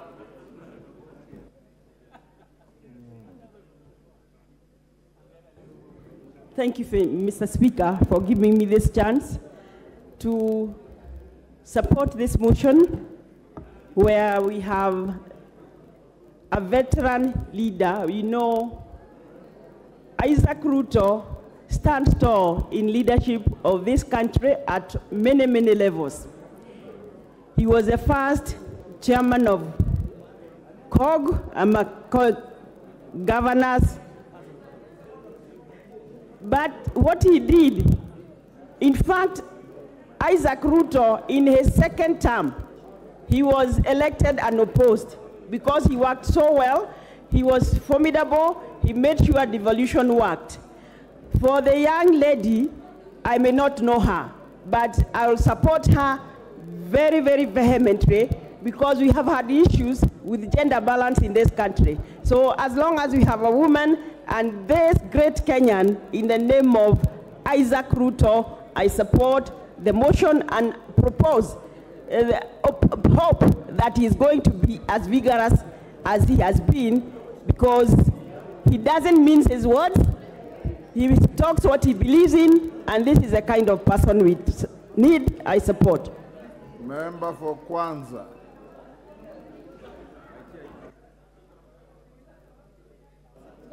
Thank you, Mr. Speaker.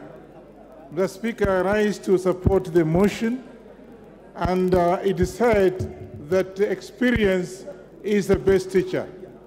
I have known Isaac Ruto for quite some time. Politically, he's somebody who's very, very well versed, And I remember he has come up to my constituency. I went to his constituency, and when he stood for election, he went unopposed. This is a man who will bring a lot of wealth, experience to the department, and I think this House doesn't need to actually debate on him. I don't know about the other lady, but because Ruto is somebody we know very well, Isaac Ruto, Mr. Speaker, I think we should be able to just say let him go and bring experience in Chilak. With those few remarks, I support the motion. Dr. Nyikal. Thank you, Mr. Speaker. I rise to support the two candidates. And Mr. Speaker, I must appreciate you for allowing us to discuss these two candidates. Mr. Speaker, this is the role of the House. It is a debating institution. I do appreciate that. I support the two candidates. The report that we have got from the committee indicates that they fully qualify, both of them. As for Mr. Honorable Isaac Ruto, we all know his zeal. He worked very hard as the chair of the Council of Governors when devolution started, and we hope that we believe that he will bring the same vigor in the judiciary, except that in the Council of Governors, something that he should have done that didn't do was to actually establish the Governmental Relations Technical Committee, which up to now is not working efficiently and not working in harmony with the Secretariat of the Council of Governors. I think he should look into the judiciary, and should he find similar disharmonies, clear them out so that we benefit from his zeal and his expertise. I support Mr. Speaker. Johanna Ngeno.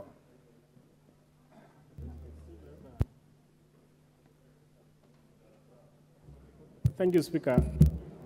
On the onset, I wish to support the two nominees, Speaker, to this particular position.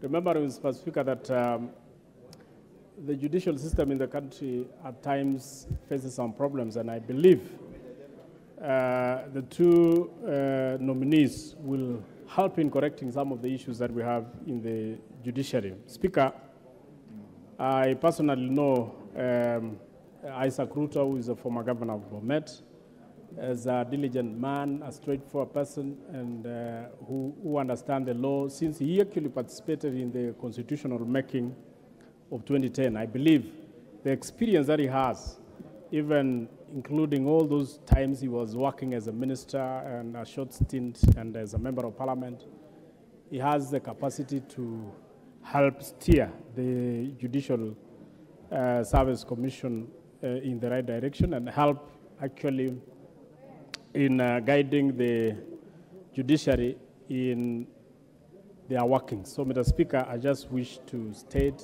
that I support, and I wish to thank you. Hillary Kosgei. Yes, Roku, what is the point of order? Mr. Speaker, the Honorable John Angeno is a man who arrested police officers, 3 of them, on Saturday in Narok. Instead of him getting arrested by police officers, he arrested 3 of them. What is out of order? It's completely out of order, Mr. Speaker, to have such kind of behavior. Order, instead of him succumbing. Order, Ruku. You have no capacity to rule any member out of order. That is the preserve of the chair. Hillary, carry on.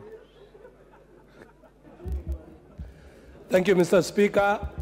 I join other members, Mr. Speaker, in supporting the appointment of His Excellency Isaac Ruto and Madam Caroline Nzelani, Mr. Speaker.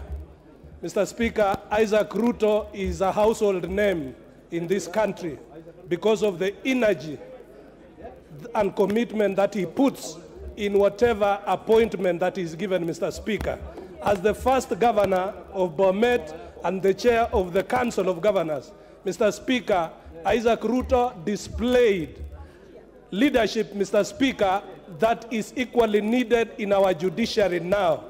And Mr. Speaker, if there was a moment that the messes that are in the judiciary were to be corrected, they will be corrected under the leadership of Governor Isaac Ruto.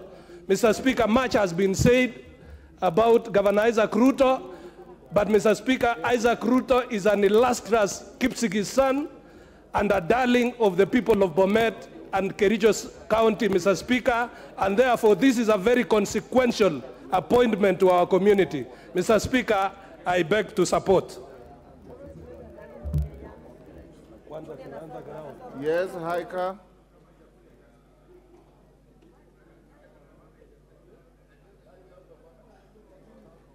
Honorable Haika.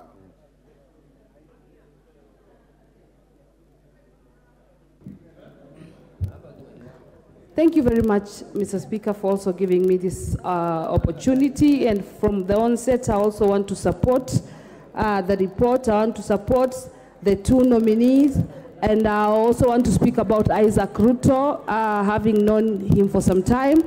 I know he brings a wealth of experience, and being the first chairperson of the Council of Governors and the governor of Bomet as well, we know he's up to the task, and therefore, Mr. Speaker, I support the report and I support it. Thank you very much. Edith Nyenze. Thank you, Mr. Speaker, sir, for giving me this opportunity to support the two nominees, Caroline Zilani and Isaac Ruto. First of all, I support the nomination because there is gender balance. There is, in the nomination of the two, there is gender balance, and therefore I support.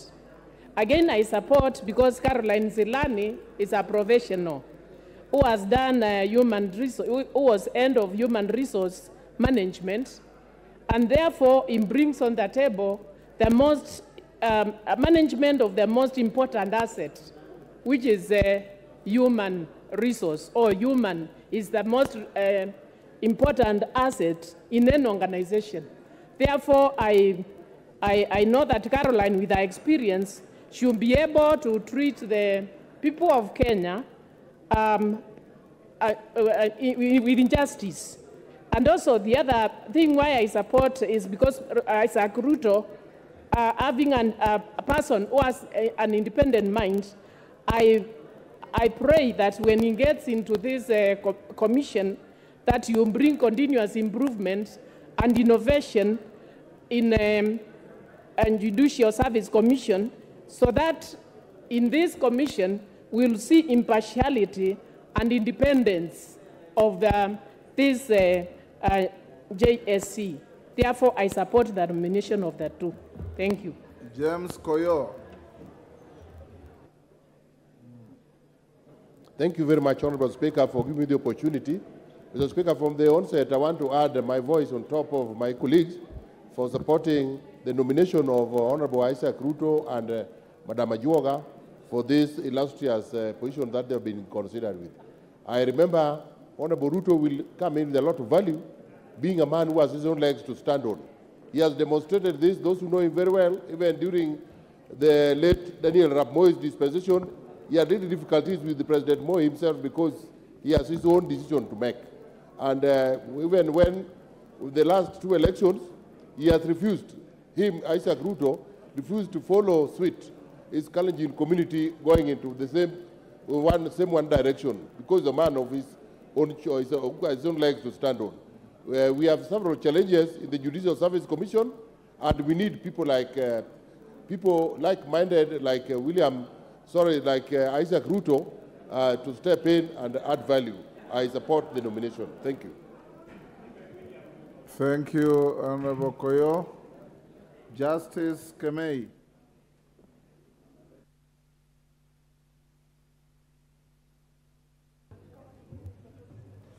Yeah, thank you, Mr. Speaker, for the opportunity you've given me. From the onset, Mr. Speaker, I wish to express my support for the appointment of the two persons to the Judicial Service Commission. Mr. Speaker, I have read the report, but I know more about Isaac Ruto. Much as he has an independent mind, Mr. Speaker, this is one person who believes in consultative approach to issues.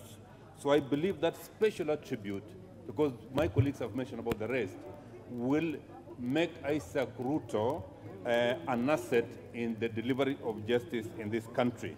Mr. Speaker, with those few remarks, and so as to give my colleagues the opportunity to also say something, I support. Thank you.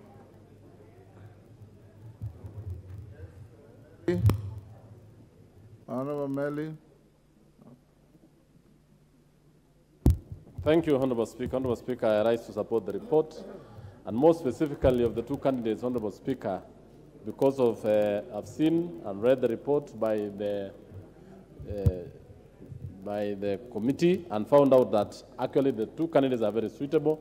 More specifically, Isaac Ruto, Honorable Speaker, is a household name in this republic, more so on devolution, on the issues of human rights and fighting for the rights of the devolved units. I thank you and I support. Thank you, Honorable Speaker. Thank you. Yes, that Kirima? Oh. The member behind Rindikiri. Yes, give him the microphone. Thank you, Mr. Speaker, for giving me this opportunity so that I can add also my voice and also say that JLAC have done a commendable job by nominating the two, Honorable Isaac Ruto and Caroline. I want to say that specifically Isaac Ruto, Mr. Speaker, is a man with a lot of experience. And he comes with a wealth of experience into judiciary service. And I know that he understands the dynamics even of this country. And whatever is going to be involved, Mr. Speaker, I'm sure that he's going to perform to the standard. I know in this country, Mr. Speaker, we have a lot of work, but especially a lot of cases that have actually piled up. And I know the judiciary have been trying to make sure that they tackle those cases. And Mr. Speaker, I know that with the coming in of Mr. Ruto, or Governor Ruto is going to do a lot with his colleague. So otherwise, I stand to support and say that JLAC have done a commendable job. And support, Mr. Speaker. Thank you. Is it Elgeyo? Yes, yourself, sir. Member for Bomet. Thank you very much, Mr. Speaker. I also rise to weigh in on this very golden moment whereby I beg to support also the nomination of Isaac Ruto. Isaac Ruto, Mr. Speaker, has been a very charismatic leader, and coming from my county, he has been a very perfect leader during his reign as the governor of our county. I want to say, Honorable Isaac Ruto has demonstrated very well his leadership from the time he became the member of parliament of Jebalungu, and he repeated again coming back as a member of parliament in the same constituency until he became the governor for Bomet. Mr. Speaker, Isaac Ruto also has demonstrated during the time when he was a governor that he was the first leader of the Council of Governors, and true to his agitation of the devolution, he led the governors in making sure that all the resources are devolved to the counties. I beg to support the two leaders who have been nominated, Mr. Speaker. Thank you very much. Thank you, Honorable Yegon. Lisa Chelule. Okay.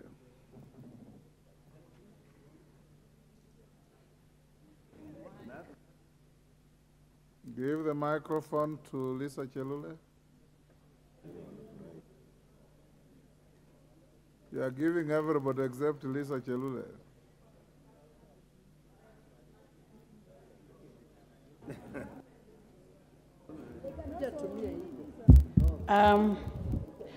Asante sana Bwana Spika kunipatia nafasi pia kuunga mkono wenzangu ambaye wameunga hawa watendakazi wawili, Bwana Ruto na huyu msichana ambaye wako pamoja kututendea kazi katika nchi yetu ya Kenya.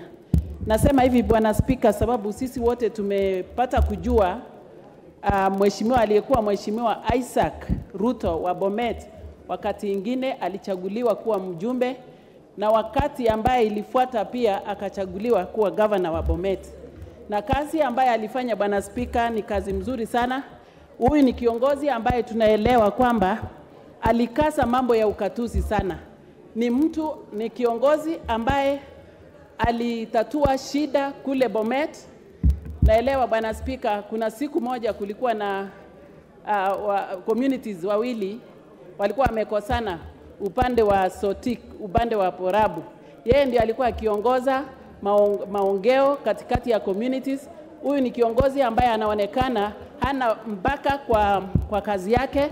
Kwa hivyo sisi kama wajumbe tunamsupport ama tunaunga mkono kiongozi ambaye ataunganisha watu wetu ya nchi yetu wa Kenya, na tunajua kazi ambaye atapatiwa atafanya kwa njia mzuri. Kwa niaba ya watu ya Nakuru na kwa niaba yangu mimi mwenyewe ninaunga mkono apate kazi. Asante sana. Silvano Zosoro. Thank you, Honorable Speaker. Honorable Speaker, I also rise to support this report by the committee. Honorable Speaker, I happen to sit in that particular committee, and I attended all the sittings during the vetting process of Honorable Isaac Ruto and the other nominee. And what came out, Honorable Speaker, is that despite, there is a misconception about people who are actively involved in politics. Many a times the public tends to think that when you are actively involved in matters politics, you lose your professional line. But what came out during the vetting, Honorable Speaker, is that people like Honorable Isaac Ruto are professionals in their own rights. And when given an opportunity in a professional line, they'll exercise their duties with utmost commitment, without bias, and with a lot of focus. And Isaac Ruto displayed such personality that is needed, and that vigor that is needed to revamp and to grow the Judicial Service Commission. And with that, Honorable Speaker, it's important for this House to pass them, and that can actually be seen from the overwhelming support that members are actually airing. And for that reason, Honorable Speaker, I support the report. Thank you. Kawanjiku. Thank you, Honorable Speaker, for giving me this opportunity to support this motion. And I like to support the JRAC committee for sitting down and coming up with this report and making sure that even the House, the character of people that they are proposing, they are people who are beyond. People like Isaac Ruto, he has been a member of this House, he has been a member of Parliament, he has been a governor of Bomet County, who has been really exhibited exceptional characters in terms of leadership, in terms of his support, and even in terms of supporting his people, Mr. Speaker. And I therefore would recommend, and I know that Honorable Isaac Ruto and Caroline Zilani will bring the judicial reforms that we have been expecting, especially the judiciary, by making sure that, some of the cases that have been taking long, coming up with the reforms in terms of the judges, coming up with making sure that even those judges who are corrupt and who are not supposed to execute their mandate, and who prolong cases for the benefit, over their own benefit, Mr. Speaker, they'll be able to execute and make sure that they bring these reforms so that at least the members of our citizens can be able to benefit from the Judicial Service Commission and making sure that they streamline the judges and the judiciary. Thank you, Mr. Speaker, and I rise to support. I want to bring this to an end. I'll give the member for Manyata 1 minute and your neighbor from the Honorable Sigay 1 minute. 1 minute each. Give them the mic.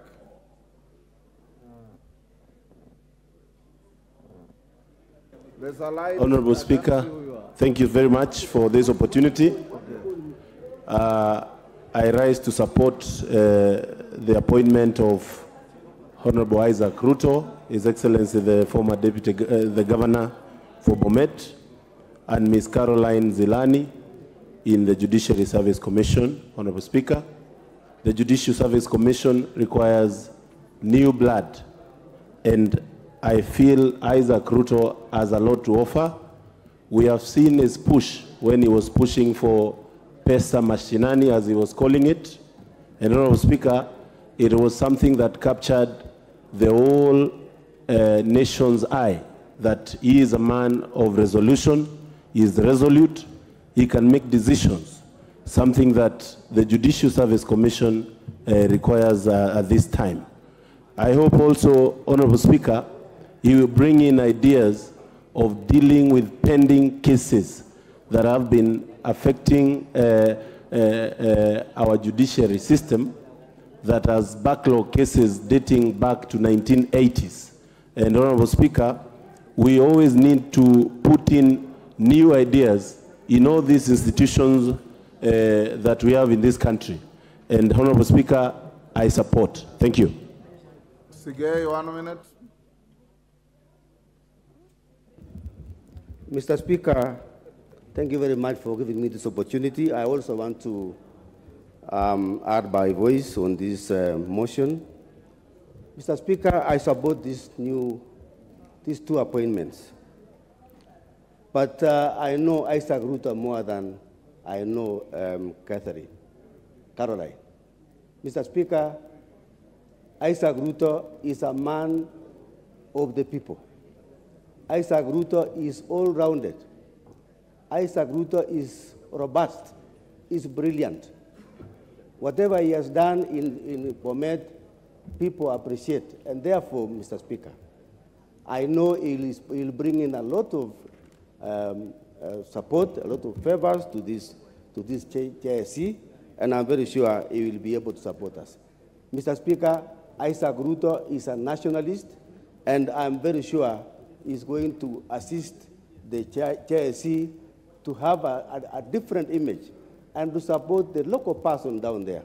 Mr. Speaker, I beg to support. Basil. Is that Basil or Olwoj? Is it Olwoj? Yes, there's a light behind you. I can't see you properly. Sorry. Okay, sorry. 1 minute, Wakili. Thank you, Honorable Speakers. I support the appointment of Isaac Ruto. I'd like to remind him and his other appointees the reason why in the Constitution we put independent commissions and constitutional office holders, and JSC was supposed to be one of those that not only speak and act to balance power between the executive and also act as an eye for the ordinary people, but also to check and supervise and oversee the workings of a proper judiciary. Unfortunately, the judiciary, the JSC itself has now turned into a trade union for judges, where it has become almost impossible to sanction and to remove errant judges. And I hope that this will be removed. He is one example that members of parliament within their ranks have professionals, are professionals in their own rights, and after parliament, there is life after parliament, and that people can serve with distinction, such as Isaac Ruto in offices in the other lives. I want to wish him well and hope that he will not turn out to be like other persons we have appointed here under Salaries and Remuneration Commission and turn out to be tormentors of the very members who appointed him. I support. Mishimbogo, then Mova, get ready to reply. Asante Mheshimiwa Spika, naunga mkono uteuzi wa Caroline na Isaac Kiprono Ruto katika huduma za mahakama tume hii. Na niweze kusema uteuzi huu umeweza kuangalia jinsia, hivyo basi sisi kama kina mama pia tumeweza kushukuru sana. Na niweze kusema Mheshimiwa Isaac Ruto nilimjua alipokuwa mbunge na pia alipokuwa gavana, na utendaji kazi wake umeonesha ni utendaji kazi ambao hauna ubaguzi, utendaji kazi ambao uko na shabaha, na amekuwa kiongozi ambaye haogopi na ni kiongozi ambaye uzungumza haswa hisia za ukweli na hisia zilioko katika moyo wake. Na pia naweza kusema ya kwamba dada yetu Caroline pia ameweza kufuzu vizuri katika tajriba ya kielimu, na pia hana dosari yoyote katika mambo ya uongozi na uadilifu.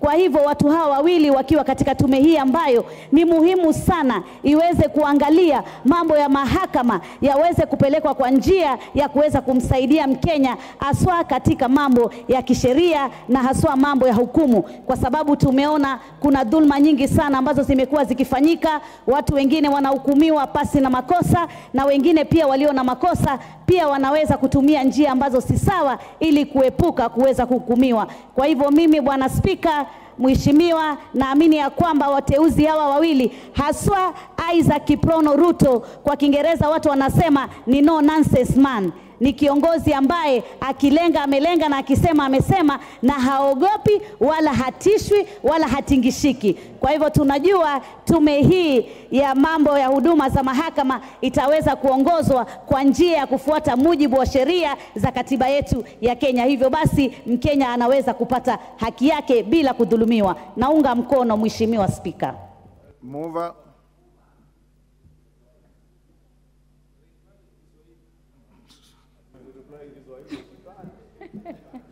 I can.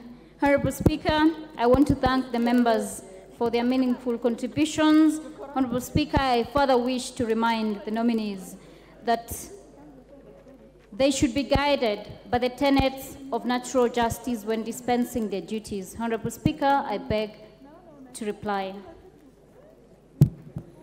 Thank you, Honorable Member. Honorable Members, I now put the question, which is taking into consideration the findings of the Departmental Committee on Justice and Legal Affairs in its report on the vetting of nominees for appointment as members of the Judicial Service Commission laid on the table of the House on Thursday, 8th June 2023, and pursuant to the provisions of Article 171 2H of the Constitution and Section 881 of the Public Appointments Parliamentary Approvals Act 2011, this House approves the appointment of the following persons as members of the Judicial Service Commission, JSC: Ms. Caroline Nzilani Kingoku Ajuoga and the Honorable Isaac Kiprono Ruto, EGH. As members of that opinion say aye. Will those of the contrary opinion say nay? The ayes have it. Honorable members, allow me to acknowledge in the speakers and public galleries the following institutions: Thindigwa Primary School, Kiambu; Kiamugumo Secondary School, Gishugu, Kirinyaga; Manyori Secondary School, Mbere South, Embu; Kibirigwi Secondary School, Ndia, Kirinyaga. On my behalf and on your behalf, I wish to welcome the students and their teachers in the House of Parliament. Thank you. Yes, Majority Leader. Honorable Speaker, I rise on Standing Order 33A. Honorable Speaker, to move a procedural motion that pursuant to Standing Order 33A, this House orders that should the time appointed for adjournment of the House be reached before conclusion of business under Order Number 10, the sitting shall stand extended until conclusion of the business appearing under Order Number 10. Honorable Speaker, this is to allow the House to transact the business of Committee of Supply until conclusion, so that we are able to finish today before the House adjourns. Honorable Speaker, allow me to ask the Honorable Abdi, member for Ijara, to second. Honorable Speaker, I rise to second the motion for extension of time. This, Mr. Speaker, will allow us to transact Order Number 10, and hence to transact Order Number 10 to conclusion, and hence it will help us to supply resources to our ministries and state agencies. I support and second. Honorable members, I now propose the question, which is that pursuant to Standing Order 33A, this House orders that should the time appointed for adjournment of the House be reached before conclusion of business under Order Number 10, the sitting shall stand extended until conclusion of the business appearing under Order Number 10. I'll now put the question, which is that pursuant to Standing Order 33A, this House orders that should the time appointed for adjournment of the House be reached before the conclusion of business under Order number 10, the sitting shall stand extended until conclusion of the business appearing under Order number 10, Committee of Supply. As many as were that opinion say aye. Will those of the contrary opinion say nay? Thank you. The ayes have it. Honorable members, the upshot of that is that ordinarily you would stop and adjourn the House at 7, sorry. Should we get to 7 p.m. and there is still interest in prosecuting business under Order number 10, we may be constrained to move on up to 10 o'clock. Next order. Order number 10, Committee of Supply.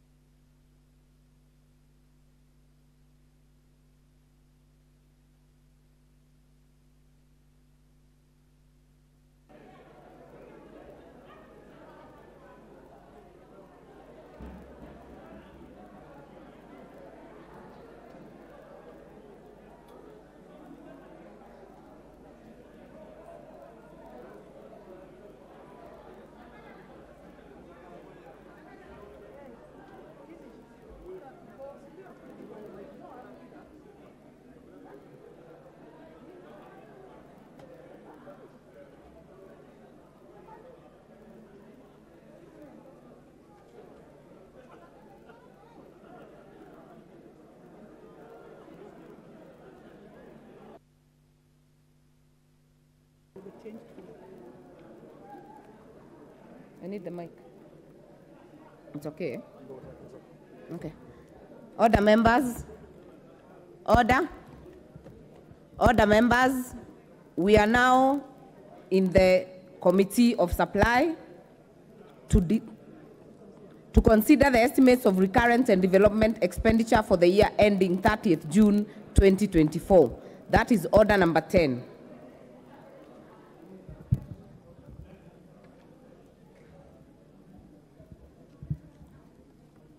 The Executive Vote 1011, Office of the President.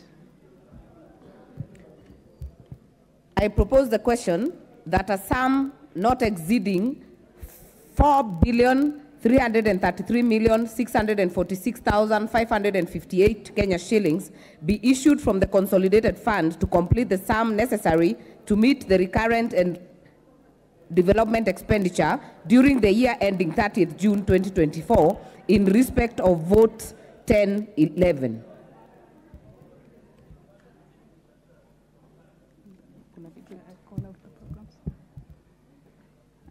Programs under the vote: government printing services, general administration, planning and support services, government advisory services, and state house affairs. I propose the question that the programs under vote 1011 as read out and sums allocated in the schedule be approved.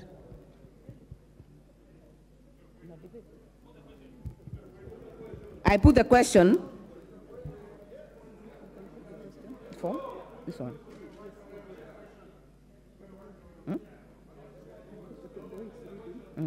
I put the question that the programs under the vote 1011 as read out and sums allocated in the schedule be approved.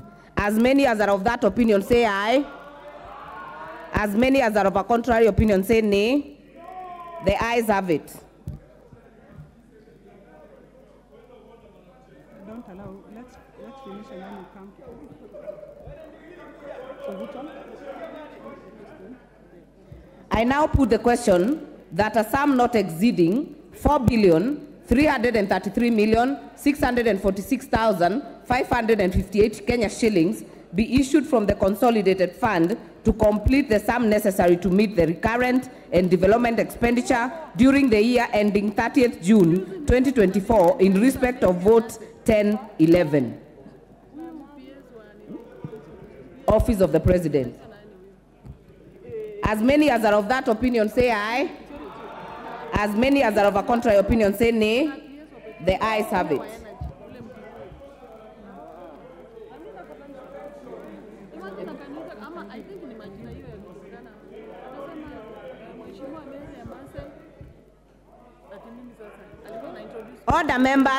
Order members, we know how to put points of order. I only have 4 interventions right now. Honorable Didmas Barasa. Speaker, Madam Chair, we have always contributed to this Committee on Supply by pressing intervention. So by pressing intervention, it doesn't mean it's a point of order, but we just want to contribute either to support or... Noted, Honorable Member. And I see that we have very many people on the normal requests. So I would ask that if you want to contribute on a specific vote, you put intervention during that vote so that we are able to tell what you want to contribute on.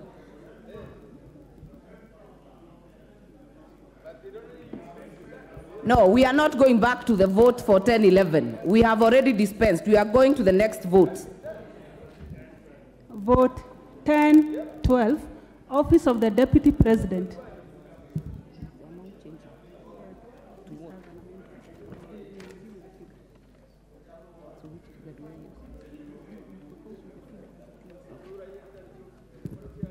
I propose the question that a sum not exceeding Kenya shillings 3,738,659,404 be issued from the consolidated fund to complete the sum necessary to meet the recurrent and development expenditure during the year ending 30th June 2024 in respect of vote 1012, Office of the Deputy President.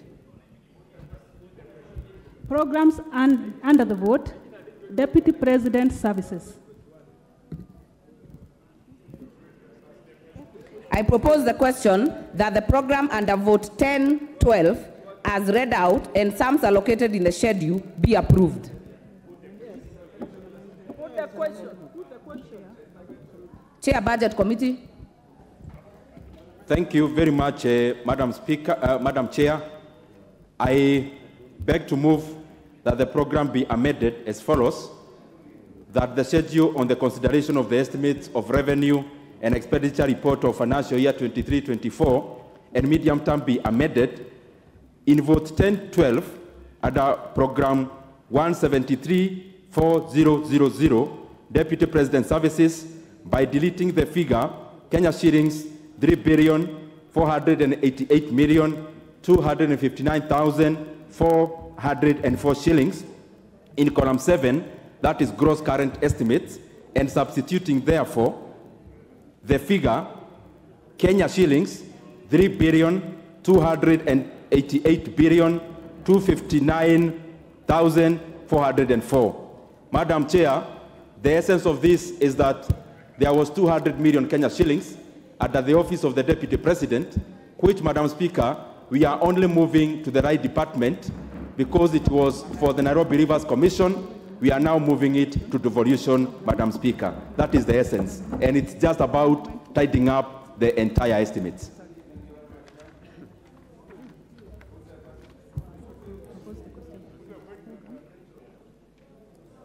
I propose the question that the program under Deputy President Services, Vote 1012, be amended as proposed.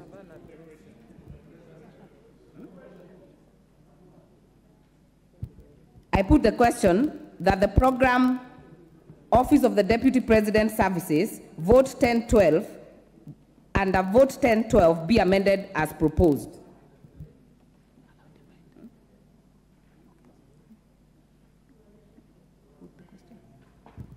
Okay, I put the question. As many as are of that opinion say aye. Aye. As many as are of a contrary opinion say nay.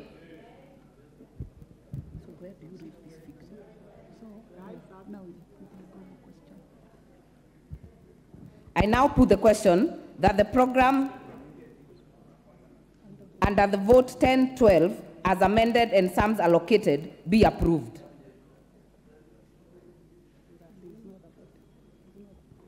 I now put the question that a sum not exceeding Kenya shillings 3,288,259,412 Kenya shillings be issued from the consolidated fund to complete the sum necessary to meet the recurrent and development expenditure during the year ending 30th June 2024 in respect of Vote 1012 Deputy President Services.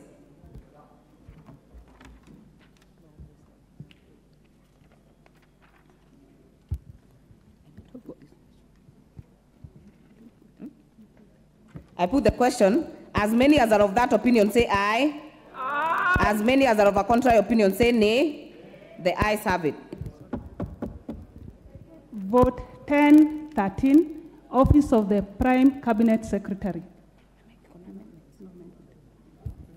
Okay. I propose the question that a sum not exceeding 1,195,570,001 Kenya shillings be issued from the consolidated fund to complete the sum necessary to meet the recurrent and development expenditure during the year ending 30th June 2024 in respect of Vote 1013, Office of the Prime Cabinet Secretary. Programs under the vote, Government Coordination and Supervision Services. I propose the question that the program under Vote 1013 as read out and sums allocated in the schedule be approved.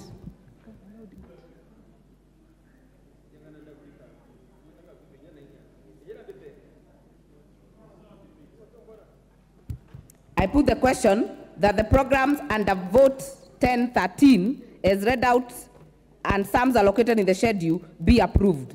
As many as are of that opinion say aye. As many as are of a contrary opinion say nay. The ayes have it. I now put the question that a sum not exceeding Kenya shillings 1,195,570,001 Kenya shillings be issued from the consolidated fund to complete the sum necessary to meet the recurrent and development expenditure during the year ending 30th June 2024 in respect of Vote 1013, Office of the Prime Cabinet Secretary. As many as are of that opinion say aye. As many as are of a contrary opinion say nay. The ayes have it. Vote 1014, State Department for Parliamentary Affairs. I propose the question that a sum not exceeding Kenya shillings 669,544,858 Kenya shillings be issued from the consolidated fund to complete the sum necessary to meet the recurrent and development expenditure during the year ending 30th June 2024 in respect of Vote 1014, State Department of Parliamentary Affairs.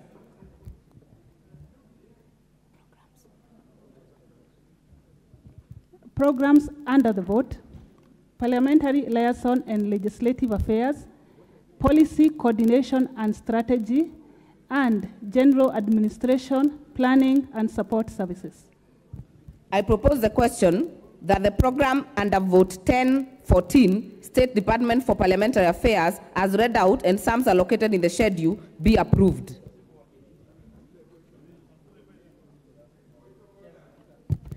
Member for Madare. Madam Chair, I would like to confirm that your gadget there indicates that when we press intervention, we are able to make contribution. Madam Chair, you have just confirmed that part of this process requires that before the matter is called to vote, there should be contribution if there are any. We have been pressing interventions. I know I've done that for 3 of them, but it appears that the gadget there may not be reflecting. So could you confirm? Thank you. Please, thank you. Honorable Member, I have actually just seen you right now. That's why I've called you. But as I had guided earlier, if you wish to speak on a specific vote, it is allowed after I put the question on the programs to have a debate on it. So you are actually at the right place. If you want to contribute on this one, please, but not on the previous ones that have been dispensed off with.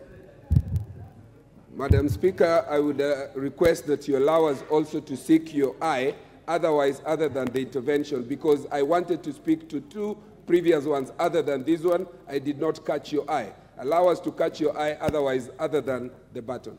Thank you. Thank you, Honorable Luoch. Honorable Didmas Barasa.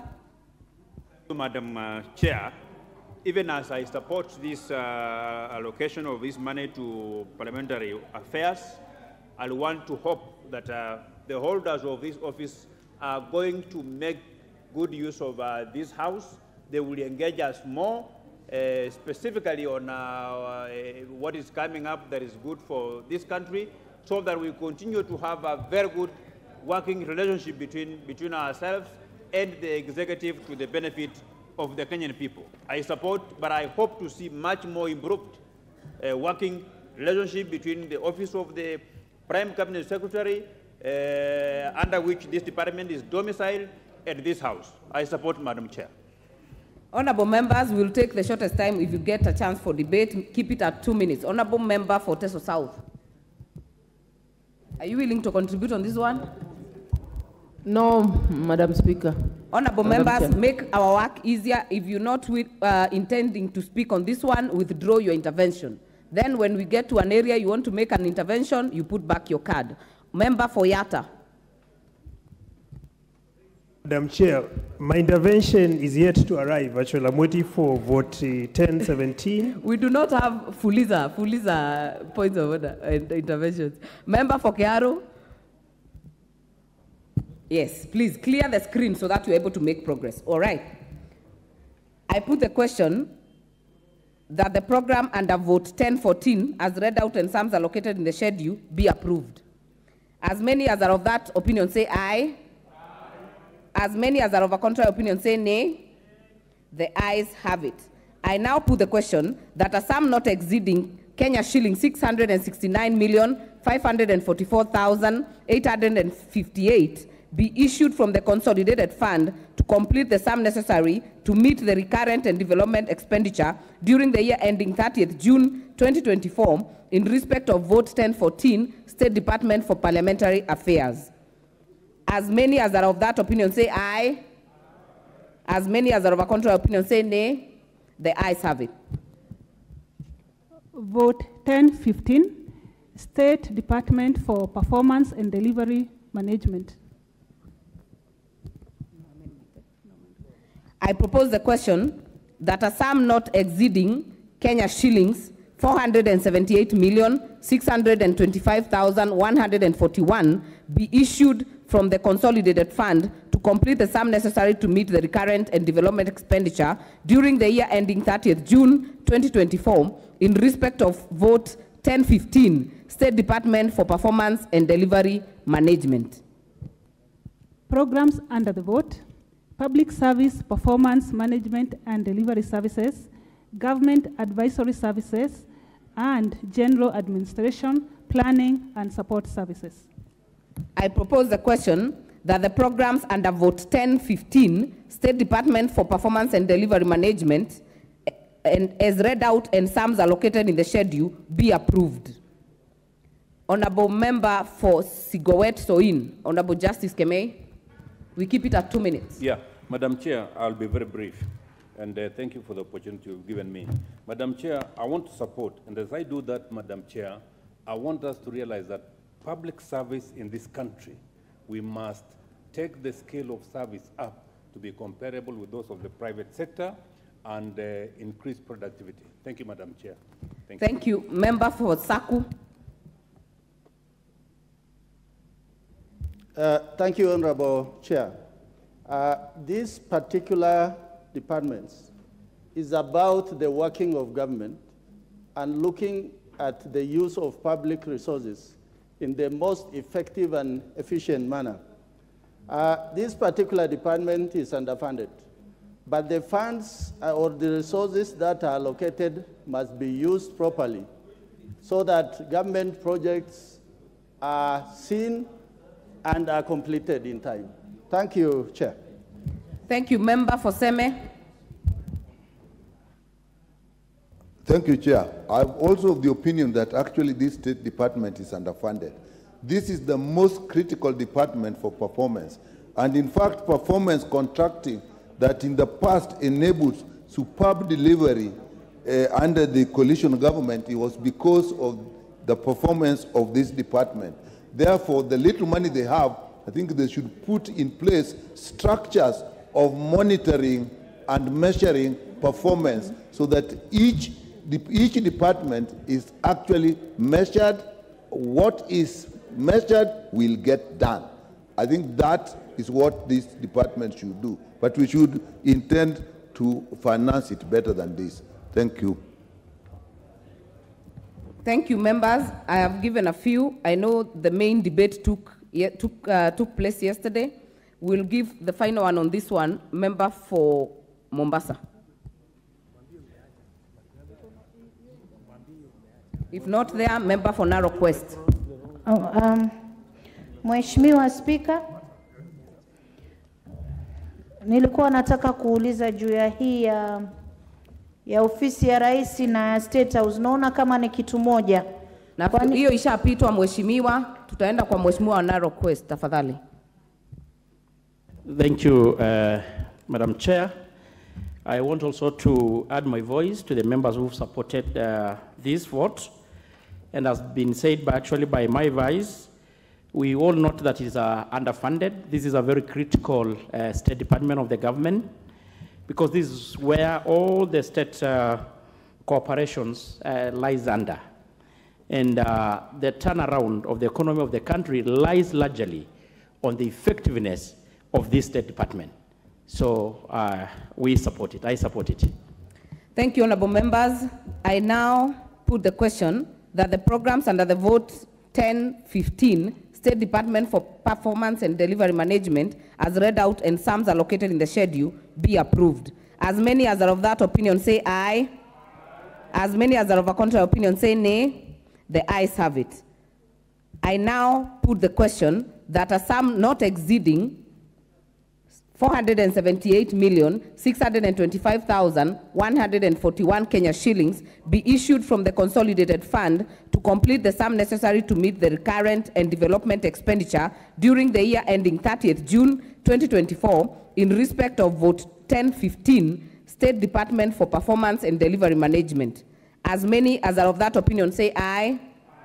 As many as are of a contrary opinion say nay. The ayes have it. Vote 1016, State Department for Cabinet Affairs.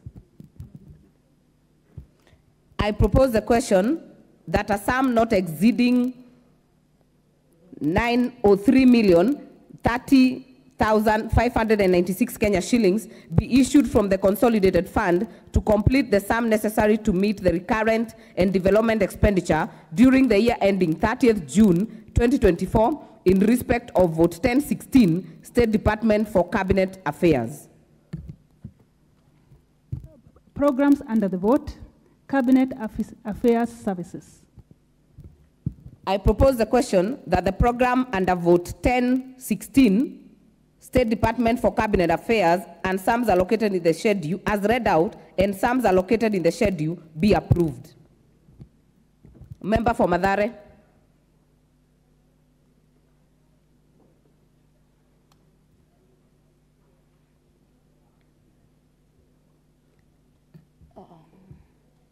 Microphone, please. Okay. Member for KWANZA.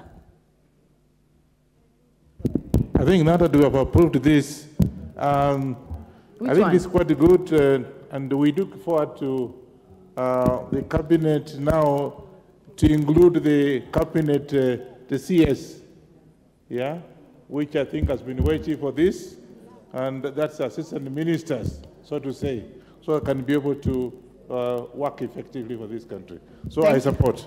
Thank you, member for KWANZA. Member for Kimilili. Chair, thank you. I wish to support and commend the committee for scaling down. If you look at the previous allocations, were very huge, going to billions, and we were aware that there were very few cabinet meetings that were being conducted. So I want to commend the committee for scaling down this amount of money, and at least at this time around, we see cabinet meeting quite often. I support Madam Chair. Asante, mbunge wa Mombasa.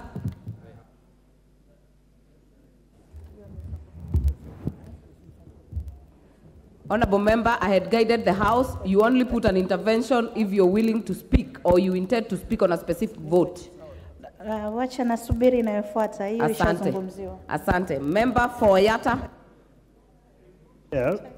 When I look at the cabinet affairs, the role performed by the Prime Minister tends to tie very well with the role of within the cabinet affairs. So I don't think we need to have that sum there separately. Either we merge with the money under the office of the Prime Minister or the Prime Cabinet Secretary. Otherwise, there is some element of duplication when you look at the two. Thank you. I now put the question that the program under Vote 1016, State Department for Cabinet Affairs, as read out and sums allocated in the schedule, be approved. As many as are of that opinion say aye. As many as are of a contrary opinion say nay. The ayes have it. I now put the question that a sum not exceeding Kenya shillings 903,030,596 be issued from the consolidated fund to complete the sum necessary to meet the recurrent and development expenditure during the year ending 30th June 2024 in respect of Vote 1016, State Department for Cabinet Affairs. As many as are of that opinion say aye. As many as are of a contrary opinion say nay. The ayes have it. Vote 1017, State House.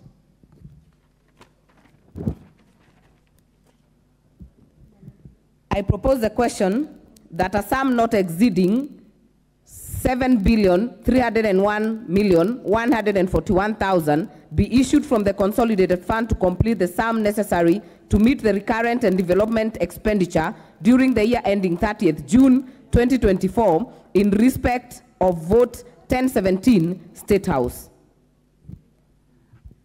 Program under the vote, State House Affairs. I propose the question that the program under Vote 1017, State House, as read out and sums allocated in the schedule, be approved. Member for Kilifi North. No, I'm okay, Chair. I had the honorable members. I already guided, will allow a few members to speak. Member for Embakasi West. Thank you, Honorable Chair. Honorable Chair, it has come to my attention that State House, as you can see, has been allocated 7.3 billion, and we've already had the Office of the President at 4.3, and we've noted that there's the amount that has been allocated to the youth is only 3 billion. The money that has been allocated to education development for teachers is about, I think, 1.6 billion. So, Honorable Chair, the main issue that we have here is how can we explain to us, and I'm hoping you'll give the Chair of the Budget the chance to respond, that we seem to have the same office, the Office of the President and State House. I don't see the Office of the Deputy President and the residence of the Deputy President here. So how do you explain? Isn't this a double allocation? And Honorable Chair might not be familiar with how to propose an amendment, but I'd like to propose that we swap around the figures, that we give this figure to the youth, and the one of the youth, we bring it. Honorable members, please note that the debate happened before this sitting for Committee of Supply, but I'll give a few more members. Member for Bumula. Chair, I honestly don't understand why we should have 7.3 billion under State House and under Office of the President have 4.3, bearing in mind that specific departments in that under the Office of the President are funded differently. This is wastage, or someone is trying to be mischievous here. And I would call upon the Honorable Nyoro to just explain to us how does it happen. Because it would make sense if he would then not give money to specific state departments and they would draw from the Office of the President. There are so many problems in this country now. Your teachers are crying, you want to tax them more. Civil servants are crying, you want to take their money. And at the same time, you want to go and tax mamambogas. Where are we headed with these double allocations in one office? Every member, maximum 2 minutes. Member for Endebess.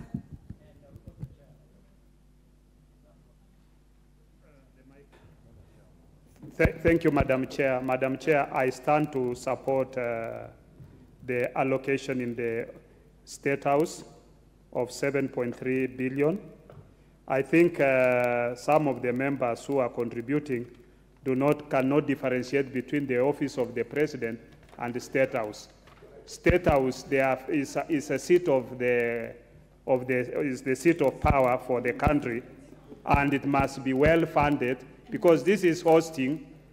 It is a state, and you have several state houses. For your information, there is a state house in Mombasa, State House in Nairobi, Eldoret, Kakamega, where you come from, and it has staff, and it has to be maintained in a proper way. Office of the President, you have other officers who are working there, among them what we used to call provincial administration, who have to get their salaries from there, and chiefs who are from your area, and assistant chiefs. Many of these members are always asking for employment of assistant chiefs and chiefs. How do you pay them? You pay them through the fort of the Office of the President.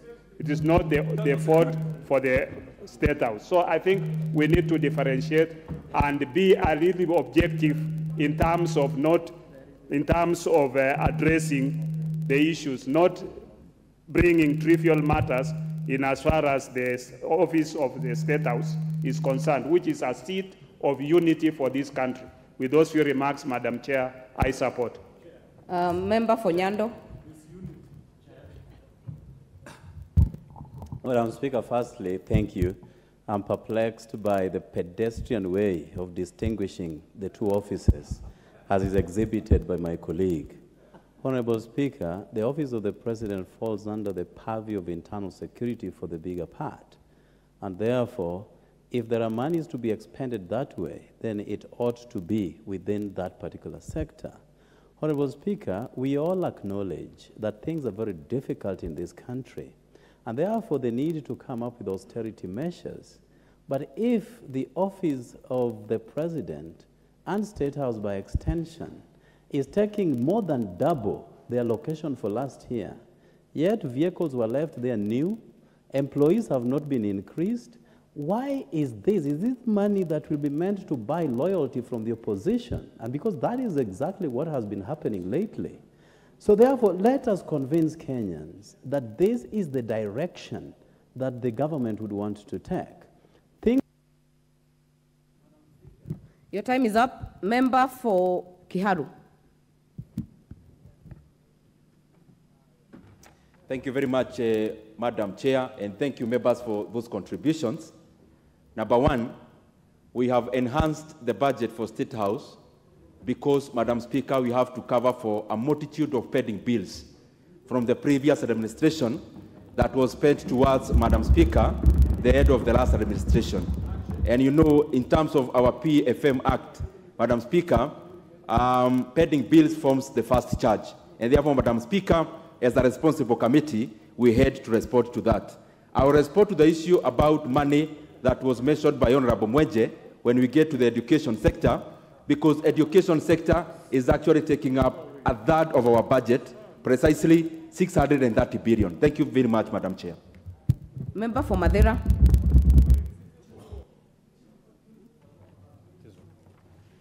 Thank you very much, Madam Chair, for this opportunity. I stand to support the allocation of these funds in the Office of the President and State House separately because, Madam Chair, these two offices have employees separately working in State House and in the Office of the President, Madam Chair.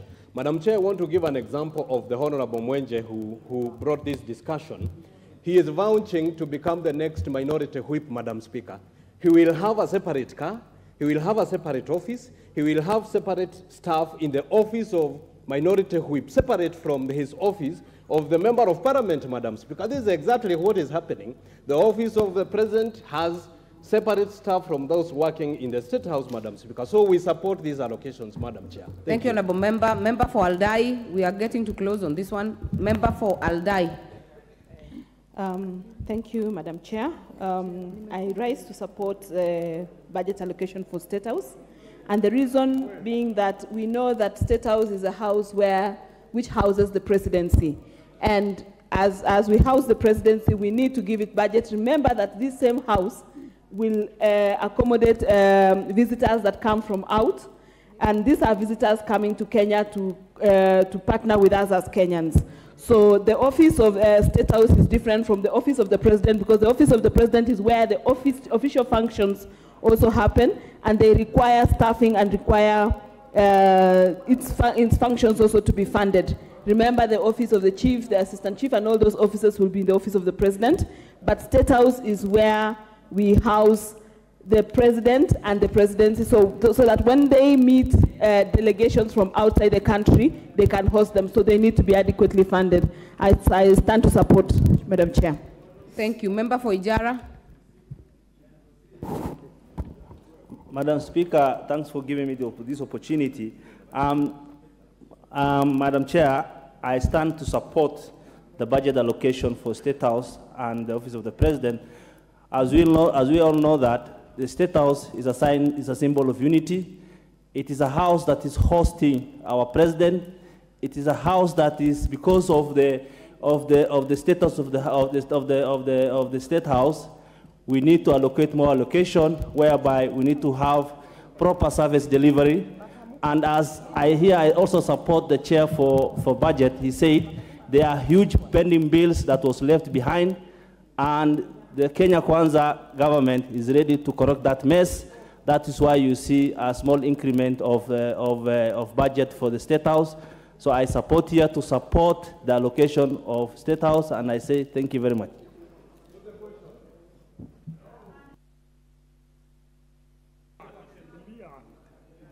We are getting to a close on this one.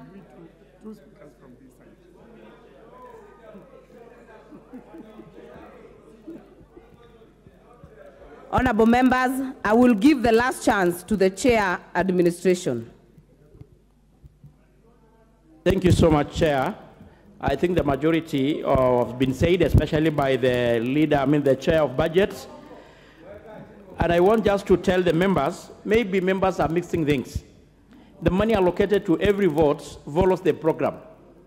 Like the money allocated to the State House, there's several directorates, more than 8, under the same office, to include actually the packages given to the retired president, including the chair of the AZIMIO party, which draws his retirement package from the same vote. Actually, to be too honest, it's too small actually amount allocated. So I support. Thank you. The very last to the Deputy Majority Leader.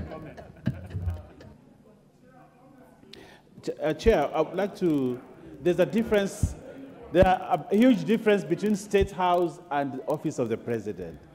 The state of Kenya, as a unitary state, has its seat at State House, and they have several programs, including when we have visiting heads of states, they come through State House. When the president goes as a guest of state in another country, goes as a state, you know, but these presidents held at Harambee House, the office of the president at Harambee House, is where the head of public service sits.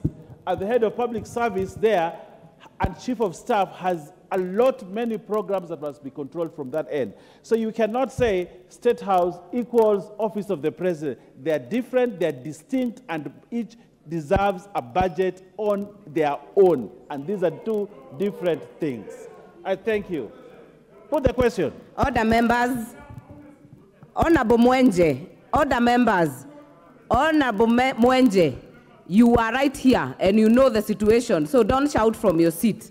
Honorable members, allow us to make progress. I put the question that the program under vote 1017, as read out and sums allocated in the schedule, be approved. As many as are of that opinion say aye. As many as are of a contrary opinion say nay. The ayes have it. I now put the question that a sum not exceeding Kenya shilling 7,301,141,000 be issued from the consolidated fund to complete the sum necessary to meet the recurrent and development expenditure during the year ending 30th June 2024 in respect of vote 1017, the State House. As many as are of that opinion say aye. As many as are of a contrary opinion say nay. The ayes have it. Vote 1023, State Department for Correctional Services. I propose the question that a sum not exceeding 35,837,200,000 be issued from the consolidated fund to complete the sum necessary to meet the recurrent and development expenditure during the year ending 30th June 2024 in respect of vote 1023, the State Department for Correctional Services. Programs under the vote: General Administration, Planning and Support Services, Prison Services, and Probation and Aftercare Services. I propose the question that the programs under vote 1023, State Department for Correctional Services, as read out, and sums allocated in the schedule be approved.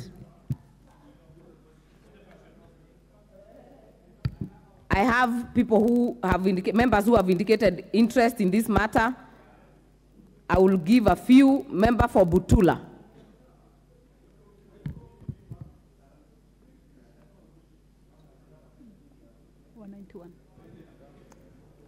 Thank you, Madam Chair. Madam Chair, I want to comment on State Department for Correctional Services, which I think is underfunded, Madam Chair, because this is a very big department and does a lot of work. This department has been ignored to the point that the prison services stay in very dilapidated houses. So, Madam Chair, as much as we approve this, I would ask the Chair, Budget Committee, to look into this allocation in the future. Thank you.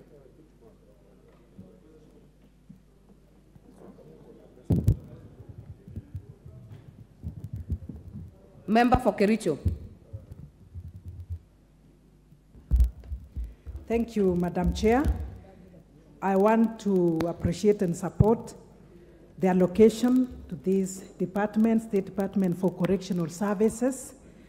Madam Chair, at the moment, the prison services have improved, and I want to believe with this allocation, it will improve the more. Social amenities, even food in prisons have improved. I'm only concerned, just like my other member has said, that in the near future we add allocation so that houses will improve. Thank you, Madam Chair.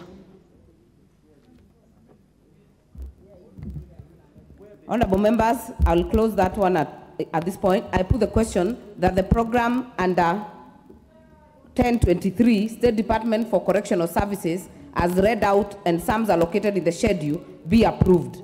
As many as are of that opinion say aye. Aye. As many as are of a contrary opinion say nay.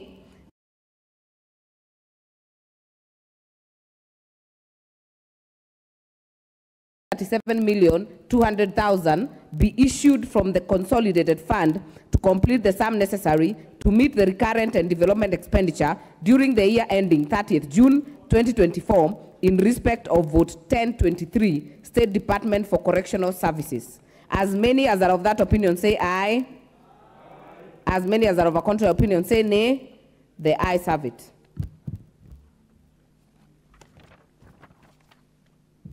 Vote 1024, State Department for Immigration and Citizen Services.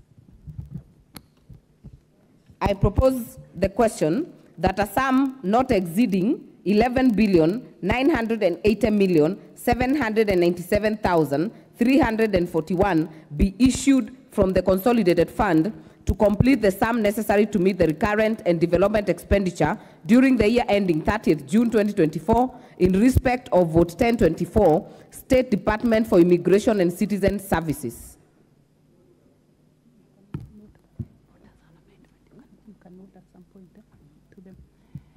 Programs under the vote: Migration and Citizen Services Management, Population Management Services, General Administration and Planning. There is a proposed amendment. Chair. I propose the question that the program under vote 1024, State Department for Immigration and Citizen Services, as read out and sums allocated in the schedule, be approved. Chair, budget. Thank you very much, Madam Chair. I beg to move that the program be amended as follows: that the schedule be amended in vote 1024 by deleting the figure Kenya shillings 4,264,794,456 in column 6, that is gross estimates, under program 0605000, Migration and Citizen Services Management, and substituting therefore the figure Kenya shillings 3,514,794,456. That is A. B, deleting the figure Kenya shillings 1,125 million in column 7, that is gross capital estimates, at the program 0605000, that is Migration and Citizen Services Management, and substituting therefore the figure Kenya shillings 1,875 million Kenya shillings. The essence of this, Madam Chair, is that, as you are aware, and we stated that when we were debating the report, is that currently now we have allowed the migration services to also enjoy part of the money they collect through A&A. Madam Chair, sometimes you go in regards to especially passports, some of the printers are not working, there are no papers, and therefore we have necessitated that department to draw some funds from the money they collect as appropriations in aid, so that, Madam Speaker, they can be able to be efficient. What we are doing is rearranging the 750 million Kenya shillings in A&A, Madam Speaker, in regards to capital and recurrent expenditure. And therefore, Madam Speaker, we are only rearranging within the same vote.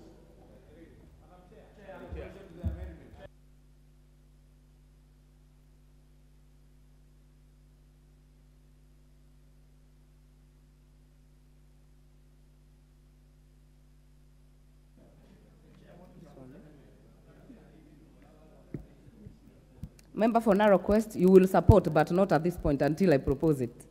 I propose the question that the program under vote, program number 0605000, Migration and Citizen Services Management, under vote 1024, be amended as proposed.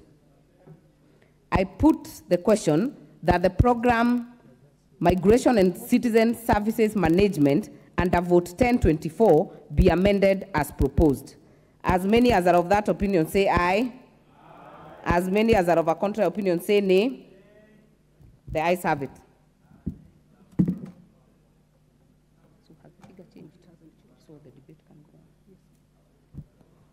Okay, member for Jororok.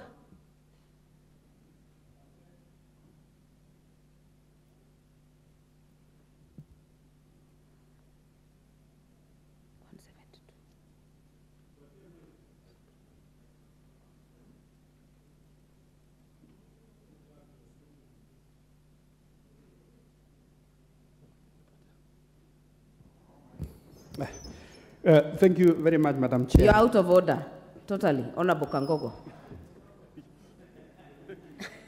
You're rigging the system. Member for Oljororok.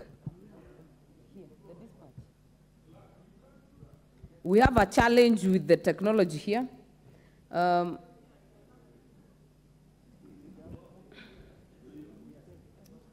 Can you come to the dispatch box, Honorable Member for Jorok?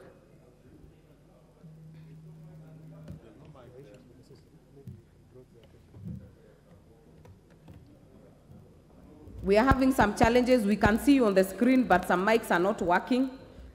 We'll use the dispatch box if necessary. Member for Jorok. Thank you, Madam Chair, and I rise to support this allocation, Madam Speaker, because as we are aware, we are currently experiencing delays in terms of passport processing. It is our hope that once we approve this will be fixed and our citizens will be able to access the services of immigration in terms of passport in time. Thank you, Madam Chair. Thank you. Vice Chair, Budget, Honorable Mary Emase. Thank you, Madam Chair. I want to support this amendment. As we are all aware, it's been taking very long for Kenyans even to get their passports after applying. There are Kenyans who have waited for close to a year. And we were informed that there are challenges in the equipment. The printers require replacement. Some of them are very old machinery. So this enhancement is very important so that that department has enough resources for them to procure the necessary printers so that Kenyans can get timely services and get their passports as soon as they apply for them, and so that they take the shortest time possible. Thank you, Madam Chair. Thank you. Member for Buri. Yeah, thank you, Madam Speaker. I think I would like to congratulate the chair, because I think for the first time we have seen proper and prudent reallocation and the management of resources. I think we continue encouraging that where money is being collected at source, some institutions require a lot of support, and this is one of them. And therefore, Madam Speaker, this is very nice. We should encourage any institution where they are collecting money for better service delivery. Asante sana. Thank you. Member for Roiro. Thank you very much, Madam Chair. May I take this opportunity to thank the contributor who have just talked about the problems with the Ministry of Immigrants and Diaspora. Madam Chair, I'm in the Committee of Diaspora Affairs and Migrant. And Madam Chair, we are losing a lot of money because of those poor equipment which are not able to work promptly.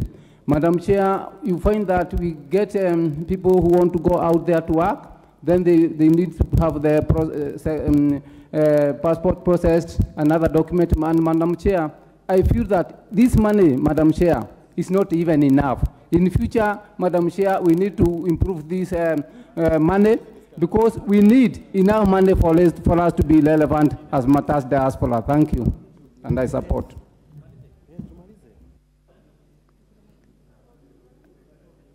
Member for Marakwet, Honorable David Bowen. Thank you, Madam Chair. Madam Chair, I want to support the amendment by the Honorable Chair, and also support the vote as it is. Madam Chair, number one, it is prudent that where a ministry or an institution generates A in A, Madam Chair, it's been the practice that the Treasury takes the entire NA. Now with the amendment, I want to support that part of that money should be used by the ministry generating the A in A. Number two, Madam Chair, we have seen the problem in immigration. The problem of the lack of papers, the machines are down, there are so many backlogs there. And Madam Chair, even when you go down at the constituencies, you will find that birth certificates, death certificates in some areas, they say they don't have papers. I hope when we pass this amendment and also this budget, it will help them to make sure they streamline the service to the people of Kenya. All right, honorable members, I put the question that the program under vote 1024, program 06005000, Migration and Citizen Service Management, be amended and sums allocated be approved. As many as are of that opinion say aye. As many as are of a contrary opinion say nay. The ayes have it. I propose the question that the program under the vote 1024, Population Management Services and General Administration and Planning, as read out and sums allocated in the schedule, be approved. As many as are of that opinion say aye. As many as are of a contrary opinion say nay. The ayes have it.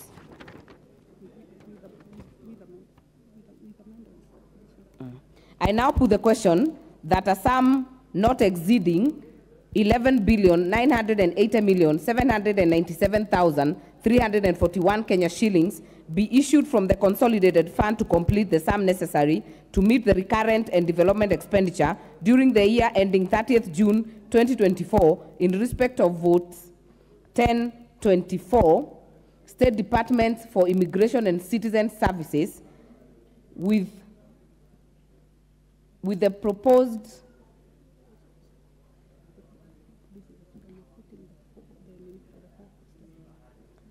expenditure during the year 30th June 2024 in respect of vote 1024, State Department for Immigration and Citizen Services. As many as are of that opinion say aye. As many as are of a contrary opinion say nay. The ayes have it. Vote 1025, National Police Service. I propose the question that a sum not exceeding 106,498,341,743 Kenya shillings be issued from the consolidated fund to complete the sum necessary to meet the recurrent and development expenditure during the year ending 30th June 2024 in respect of vote 1025, the National Police Service.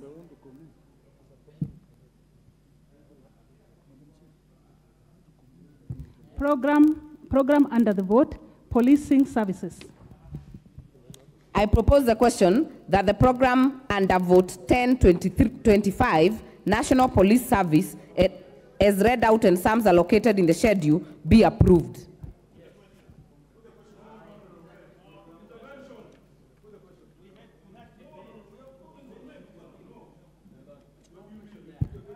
Member for Bumula. Yes. Thank you, Madam Chair. First, I want to start by appreciating the good work that we experience from our brothers and sisters who are in police service. In my opinion, if you walk around this country, Madam Chair, a lot of police in this country don't even have housing. A lot of them their salary is very, very, very little. What I therefore expected from the budget committee is that we expected even a higher figure to go to them to try and enhance their housing, to try and enhance their welfare, and to try and raise their salaries. So, Chair Budget, the Honorable Nyoro, expected a higher figure to try and at least bring these guys into being human beings. I support, but we increase the figure. Member for Seme. Thank you, Chair. First, I want to appreciate that for the first time, the police service has a direct vote, which they control. Two, Madam Speaker, they should then make an effort to actually have programs so that it's easy to evaluate them. And three, they have big problems with the infrastructure. There are places where whole police divisions are actually in uni-huts, in tin huts. So with this money this time, we expect that their infrastructure, particularly offices and houses, should actually now be improved. Thank you. I support. Member for Limuru. Thank you, Madam Chair. I rise to support this vote. Police, people who are very essential to providing security to this nation. Madam Chair, I see many of them not having appropriate clothing when they are going to work, walking to work also. So I hope that this amount of money will be used to address some of the pressing problems that the police have been facing. Thank you. Finally, member for Tinderet.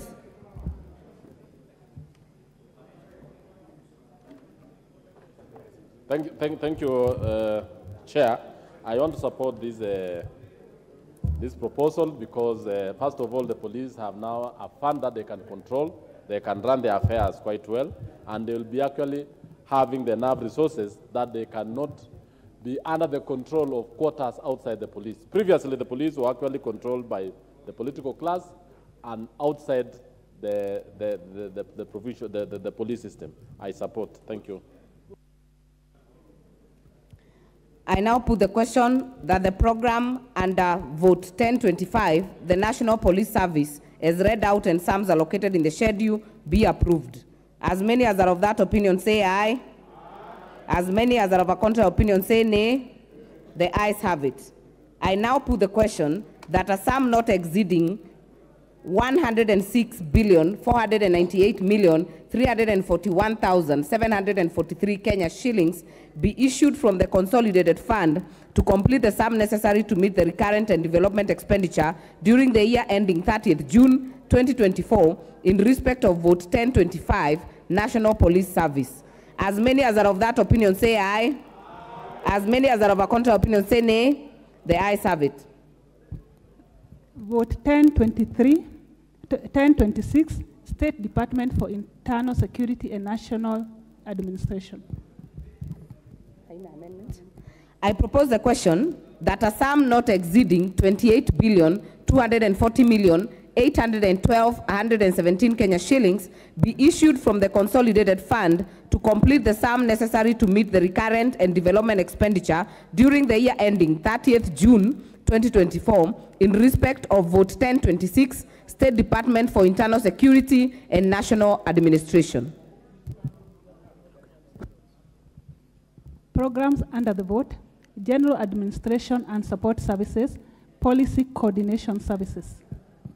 I propose the question that the programs under Vote 1026, State Department for Internal Security and National Administration, as read out and sums allocated in the schedule, be approved.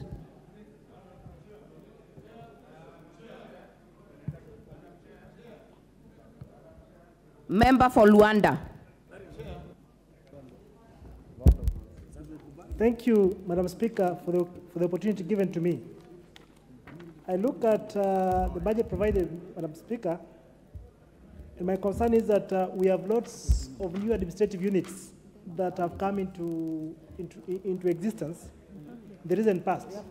And I do believe that the Budget Committee, while preparing the estimates, did consider that such administrative units may be given or rather supported so that they can be able to provide services to the new administrative units. Thank you so much.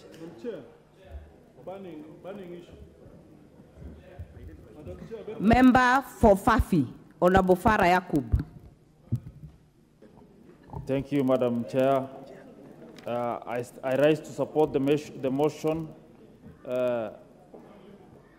because there's need for increasement of government coordination. There's need for operationalization of sub-counties which have been gazetted some 2 years ago. Like my place, there's a place called Fafi sub-county which was operationalized 2017, and up to now the DC and everything are not there. They are there, but actually the staff to support them have not been recruited. There are no vehicles. There's also need for increasement of sub-locations and locations in most of constituencies and sub-counties. So my concern and my support for this, that there's need for increasement of Ngao activities in those areas, and increasement and giving a large amount of money or monies which are possible to support the coordination of such activities. I rise to support the vote. Thank you, Madam Chair.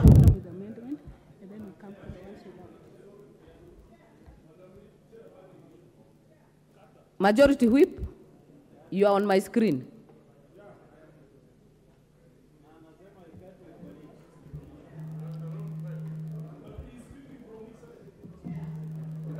You can't cross. Order members, member for Turkana Central.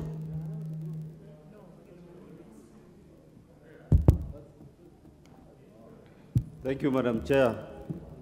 I want to, first of all, support that we approve this allocation, knowing that there are new administrative units that are being created, and Turkana County is already a beneficiary of four sub-counties. Number two, there is an operation in the North Rift, which is one of our key agenda for those in the North Rift. And for us, we pray that enough funds are allocated to help those who are carrying out the operation in those areas be able to sustain the operation smoothly and to achieve the impact and objective of this. Thank you, Madam Chair. Member for Dagoretti North.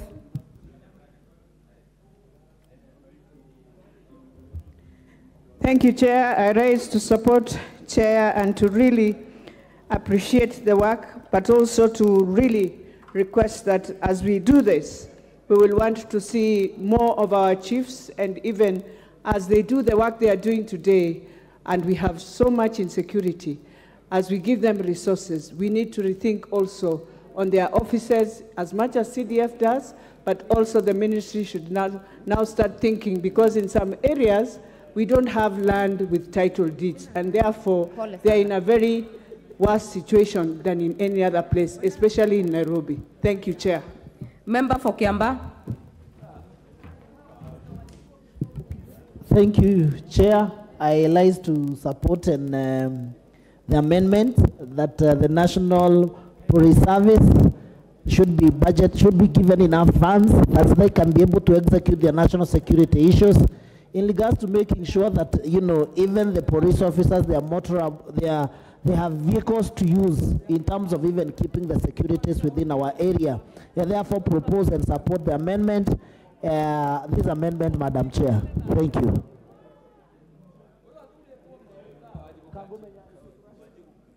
Member for Samburu North. Thank you, Madam Chair. I also rise to support the amendment in the hope that the NPRs who are bona fide police officers Do you want to talk? will also benefit from this increment in the allocation in a timely and fast and fair manner. I also support it in the hope that the administrative units which were not operationalized will get to be operationalized, because the administrative units were not operational since 2017 up to now, and there is very, very large areas of land, especially in Samburu North, which don't enjoy government services because of the non-operationalization of these administrative units. Thank you. All right. I propose the question that the program under vote 1026, State Department for Internal Security and National Administration, as read out and sums allocated in the schedule, be approved. As many as are of that opinion say aye. As many as are of a contrary opinion say nay. The ayes have it. I now put the question that a sum not exceeding 28,240,812,117 Kenya shillings be issued from the consolidated fund to complete the sum necessary to meet the recurrent and development expenditure during the year ending 30th June 2024 in respect of vote 1026, State Department for Internal Security and National Administration. As many as are of that opinion say aye. As many as are of a contrary opinion say nay. The ayes have it. Vote 1032, State Department for Devolution.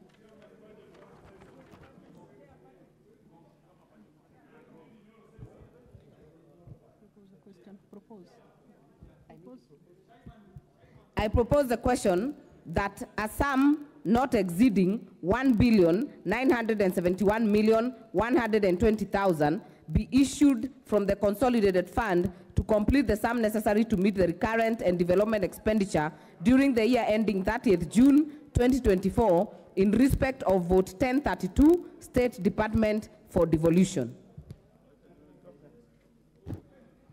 A program under the vote, Devolution Services.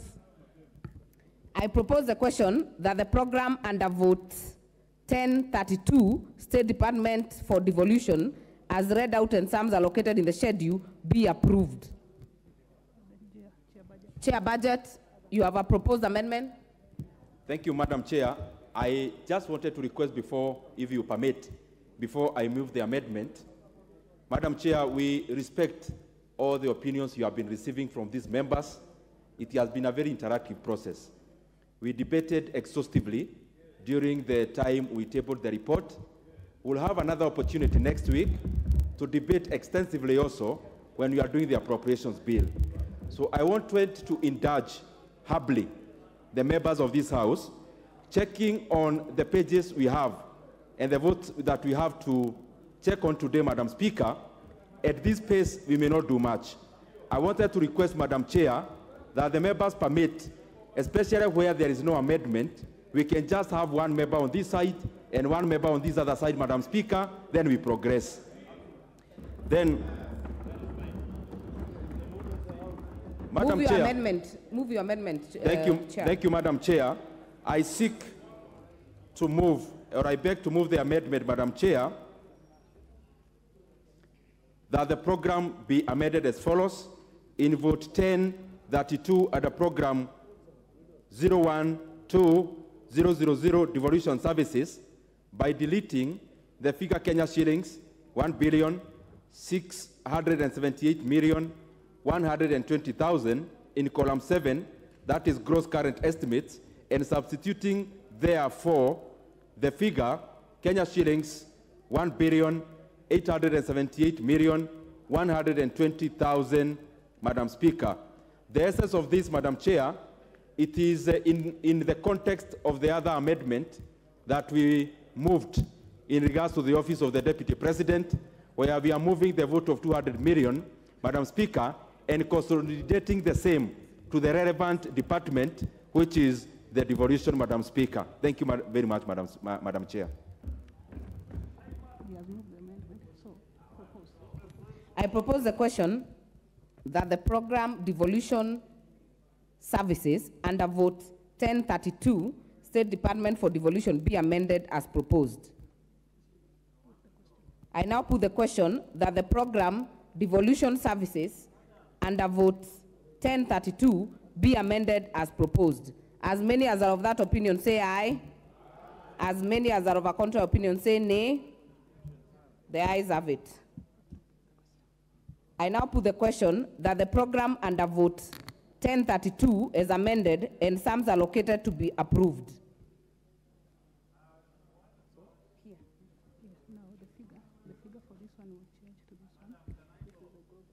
I now put the question. I now put the question that a sum not exceeding 2,171,120,000 be issued from the consolidated fund to complete the sum necessary to meet the recurrent and development expenditure during the year ending 30th June 2024 in respect of vote 1032, State Department for Devolution. As many as are of that opinion say aye. As many as are of a contrary opinion say nay. The ayes have it.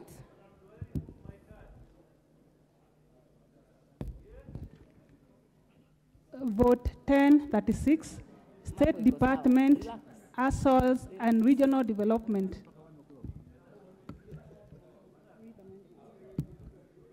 I propose the question that a sum not exceeding 15,697,690,000 be issued from the consolidated fund to complete the sum necessary to meet the recurrent and development expenditure during the year ending 30th June 2024 in respect of vote 1036, State Department, Assoils and Regional Development.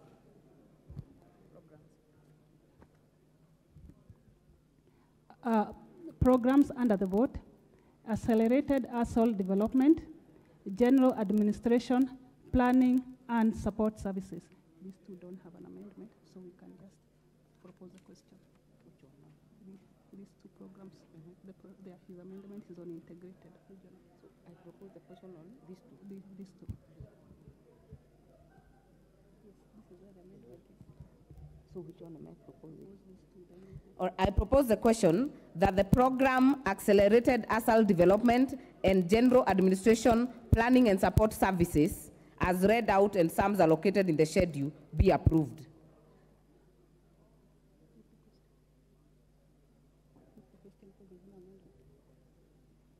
I put the question that the program Accelerated Assoil Development, General Administration, Planning and Support Services under vote 1036 be amended as read, as proposed.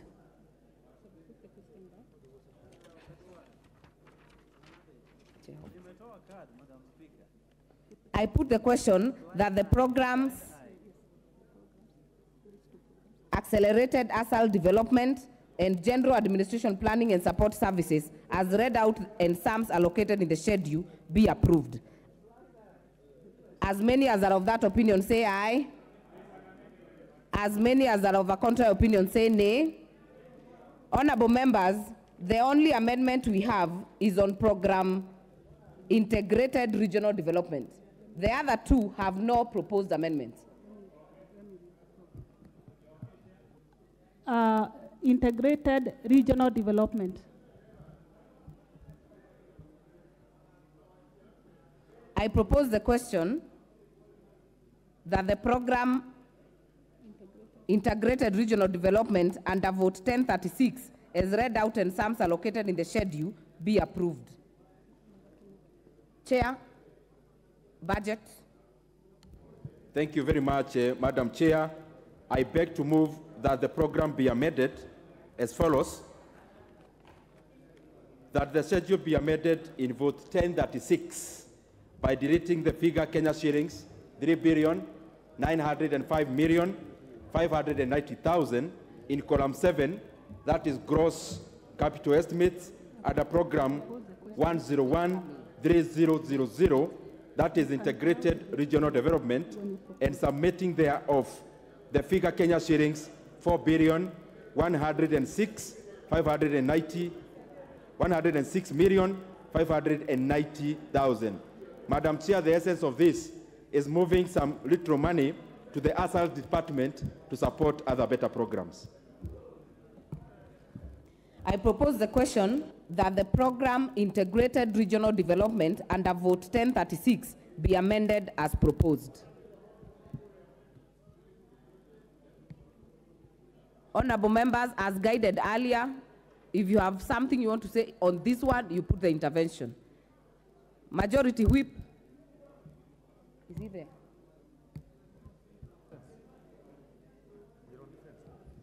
Member for Kimilili? No. No? I am here. Okay. Okay. Thank you, Madam Chair.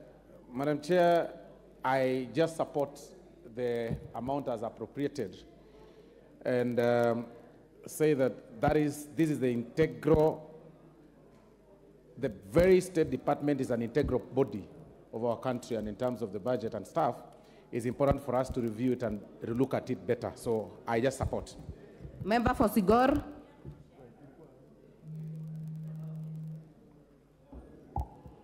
Yeah, thank you, Honorable Chair.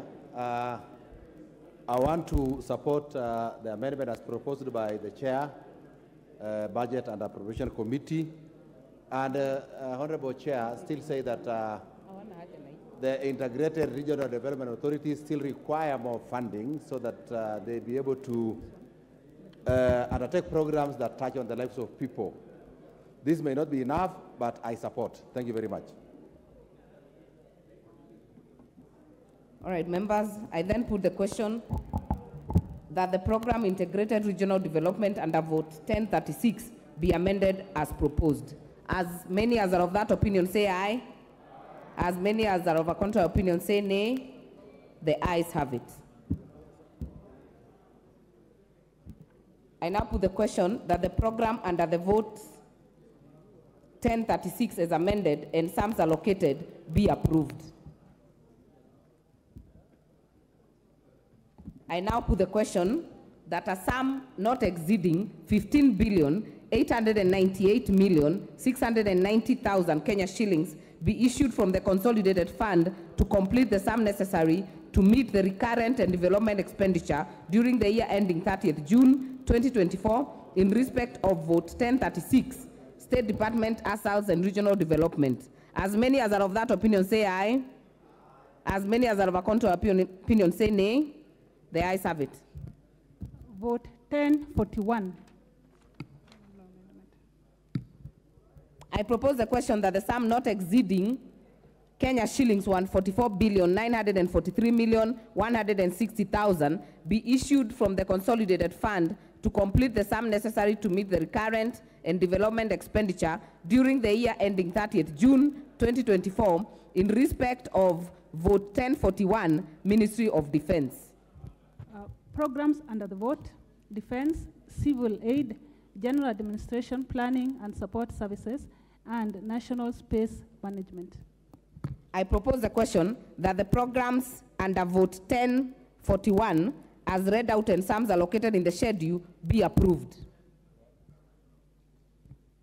I put the question that the programs under Vote 1041, as read out and sums allocated in the schedule, be approved. As many as are of that opinion say aye. As many as are of a contrary opinion say nay. The ayes have it. I now put the question that a sum not exceeding 144,943,160,000 be issued from the consolidated fund to complete the sum necessary to meet the recurrent and development expenditure during the year ending 30th June 2024 in respect of Vote 1041. As many as are of that opinion say aye. As many as are of a contrary opinion say nay. The ayes have it. Vote 1053, State Department for Foreign Affairs. No amendments. I propose the question that a sum not exceeding 19,717,170,000 Kenya shillings be issued from the consolidated fund to complete the sum necessary to meet the recurrent and development expenditure during the year ending 30th June 2024 in respect of Vote 1053. Programs under the vote: general administration, planning and support services, foreign relation and diplomacy, economic and commercial diplomacy, and foreign policy, research, capacity development, and technical cooperation. I propose the question that the programs under vote 1053 as read out and sums allocated in the schedule be approved.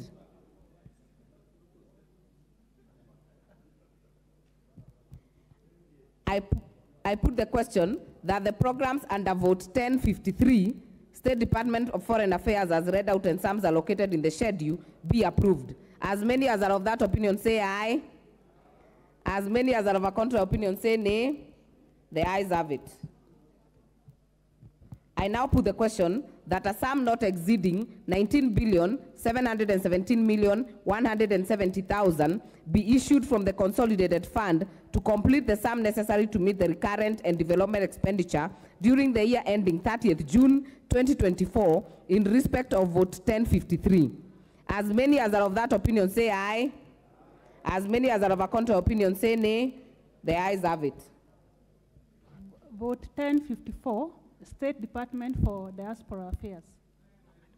I propose the question that a sum not exceeding 1,314,000,000 be issued from the consolidated fund to complete the sum necessary to meet the recurrent and development expenditure during the year ending 30th June 2024 in respect of vote 1054. Program under the vote, Management of Diaspora and Consular Affairs. I propose the question that the program under vote 1054 as read out and sums allocated in the schedule be approved.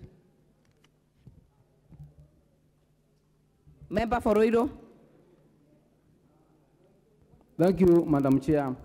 I want to support, but I also put this notice to this Honorable House. Madam Chair, matters diaspora once again, you find that there are more than almost 4 million Kenyans living out there.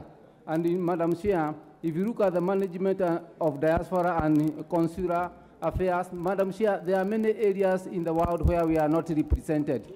For me, I stand to say this money is not enough, and in future we should add this money so that we are able to be compliant. Thank you.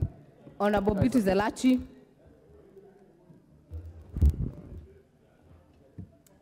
Thank you, Madam Chair. Madam Chair, as we do this, we have to always appreciate what the diaspora has done also. But more importantly, to ensure that we have many of our embassies, housings that are very dilapidated, and most of them also in debt. Madam Speaker, there is need to see, as much as we are doing this, how are we ensuring also where the diaspora can walk in and find services is well resourced. So I support, but there is need to do a lot of things to ensure that what we give in is also there to support them and to ensure they have a place to enter as a Kenyan place. Thank you, Madam Speaker. Thank you. I now put the question that the program under vote 1054, as read out and sums allocated in the schedule, be approved. As many as are of that opinion say aye. As many as are of a contrary opinion say nay. The ayes have it. I now put the question that a sum not exceeding 1,314,000,000 Kenya shillings be issued from the consolidated fund to complete the sum necessary to meet the recurrent development and expenditure during the year ending 30th June 2024 in respect of vote 1054. As many as are of that opinion say aye. As many as are of a contrary opinion say nay. The ayes have it. Vote 1064, State Department for Technical, Vocational Education and Training. I propose the question that a sum not exceeding 28,323,796,448 Kenya shillings be issued from the consolidated fund to complete the sum necessary to meet the recurrent and development expenditure during the year ending 30th June 2024 in respect of vote 1064. Programs under the vote, Technical Vocational Education and Training, Youth Training and Development, General Administration, Planning and Support Services. I propose the question that the programs under vote 1064, as read out and sums allocated in the schedule, be approved. Member for Emuhaya. Let me appreciate, thank you, Chair. Let me appreciate the Budget Committee for having increased this vote to deal with the TVETs. But as we do that, I hope the increment in allocation will facilitate now every region to get a TVET. But above all, to have those TVETs get facilities and equipments for them to operate, because currently they don't have the facilities. I also want to appreciate that the remuneration for the TVET teachers was really improved, and I wanted to appreciate, but there's still room to do more. Thank you, Chair. Thank you. Member for Bumula. Okay. Not on this? No, next. Member for Madare. Thank you, Madam Chair. I have looked at the figures that have been allocated to this, and my comment to this is that the figures are way below, taking into account that we still have a lot of constituencies that are yet to have TVETs, including Homa Bay Town, and Honorable Kaluma here confirms.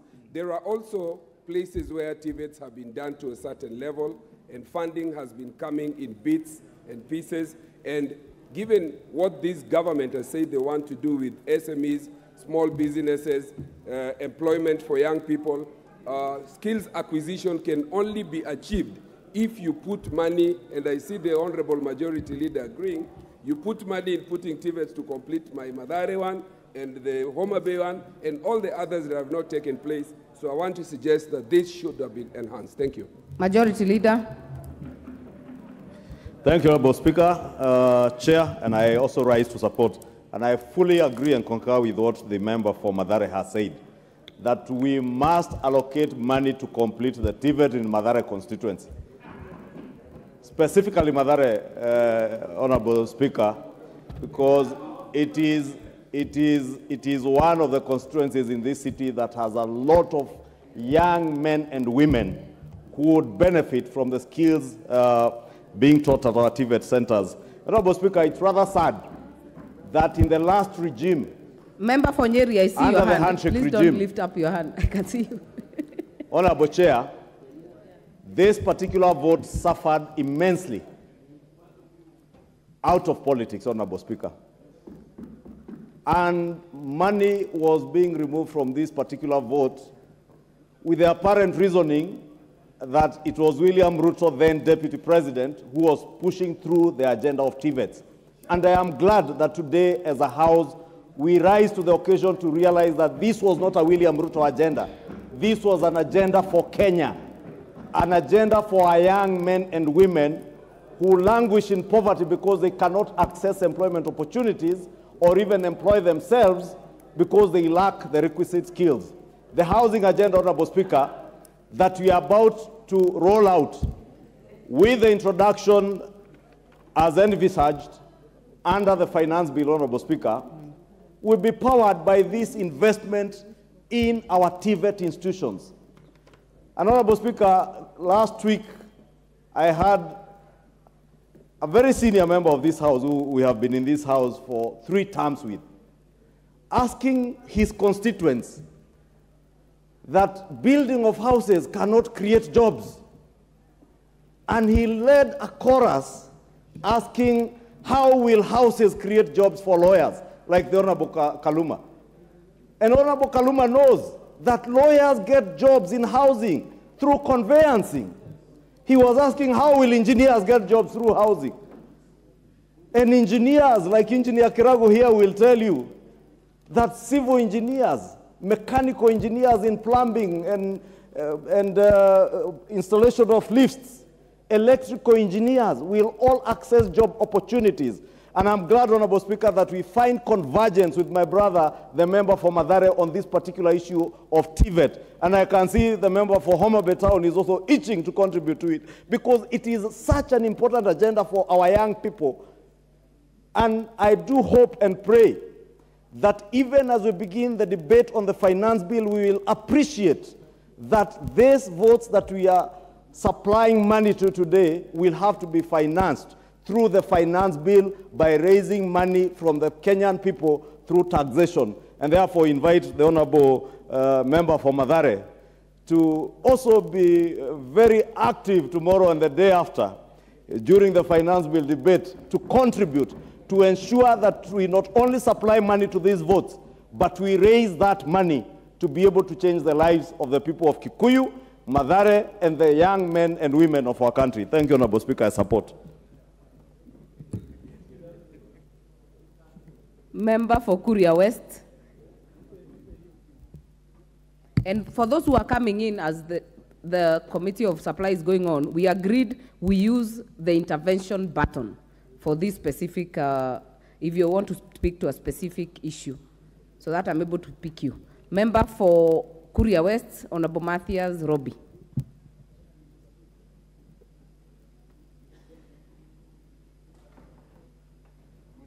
Sorry, your microphone is becoming a moving target.